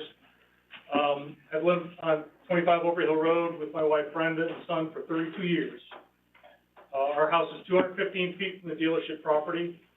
I'm second generation Fairfield citizen, lived in Fairfield my entire life. My wife and I desire to live here because it's beautiful, peaceful neighborhoods, it's beaches and parks, it's family-friendly, inviting environment, and wonderful school system. We are in strong opposition to the spot-on request for a variance to operate this big box dog boarding and daycare business at this former Hyundai dealership on the Post Road. Fundamentally, it's a health issue. That's really, for me, what it is. Inclusive of noise and odor that would negatively impact our local and broader community. It would also have negative implications for the surrounding residential real estate values and tax revenues, as I suspect you would know. Let me start with odor and disease. Clearly, dogs have to relieve themselves, but they also do mark urine. They mark their spots. They urine mark many times a day because of environment changes, desire to claim territory, social stimulation, excitement, and anxiety. The cycling of 35 dogs outside at a time will create a nonstop urine and incidental feces waste environmental, literally in our backyards. Their urine and feces create odor first and foremost, which is a major problem. Urine and feces attract houseflies, commonly called the filth fly, as they spread disease, bacteria, fungi, parasites, and other viral pathogens. They constantly go back and forth between their breeding sites, urine and feces locations, and human dwellings. This can lead to transmission of pathogens to humans. That's us, our kids, and our neighbors. Additionally, dog waste or poop, which the Environmental Protection Agency classifies as a toxic waste, is a dangerous pollutant. It simply doesn't dissolve. Its runoff can find its way into our water sources, as well as contaminate the yards and the surrounding neighbors' homes. Next, the noise. Dog barking from a doggy daycare equals or is chronic noise exposure. Dog barking is not ambient. Environmental noise fitting under some neatly prescribed average threshold level, only occurring at certain times for certain reasons. Not all dogs are created equal. Some dogs can bark extremely loud, such as the common lovable golden retriever at 113 decibels, which I know from firsthand experience of having one for 14 years. Some dogs are aggressive. Some dogs don't like and will make it known. Some dogs are extremely needy and anxious and will make it known. And some dogs will bark day and night and will make it known. That will be the reality that we will live in. Imagine 35 dogs outside in the day and 37 dogs inside at night, barking unexpected frequencies and intervals. What possible effect could that have on the neighborhood? Such exposure to chronic day-long barking will present health concerns beyond simple annoyance. It can also bring fatigue, poor concentration, mental stress, anxiety, tightenings of muscles, increased heart rate, and blood pressure. There are plenty of published studies on all of this. Spot on or anything like it is not a recipe for healthy Fairfield community supporting family living nor work-from-home environments. Lastly, let me speak about chronic dog barking noise when you want or need to sleep. It not only affects those who traditionally sleep in the dark nighttime hours, but also those who must get quality sleep during the day. Elders need to rest and sleep in the day. Infants and very young need to sleep in the day. Those of us who work third shift, midnight to 8 a.m., need to get proper sleep during the day. The NIH, or National Institutes of Health, have published studies referencing the negative impact of having sleep disturbed or fragmented. These disturbances impact the amount of time people spend in certain sleep stages. Short-term impacts are sleeplessness, irritability, and poor mental health from such exposure. Poor quality sleep over long periods of time is linked with high blood pressure, heart disease, weight gain, type 2 diabetes, and certain types of cancers. Therefore, chronic noise is pollution and is going to negatively impact our Fairfield neighborhood.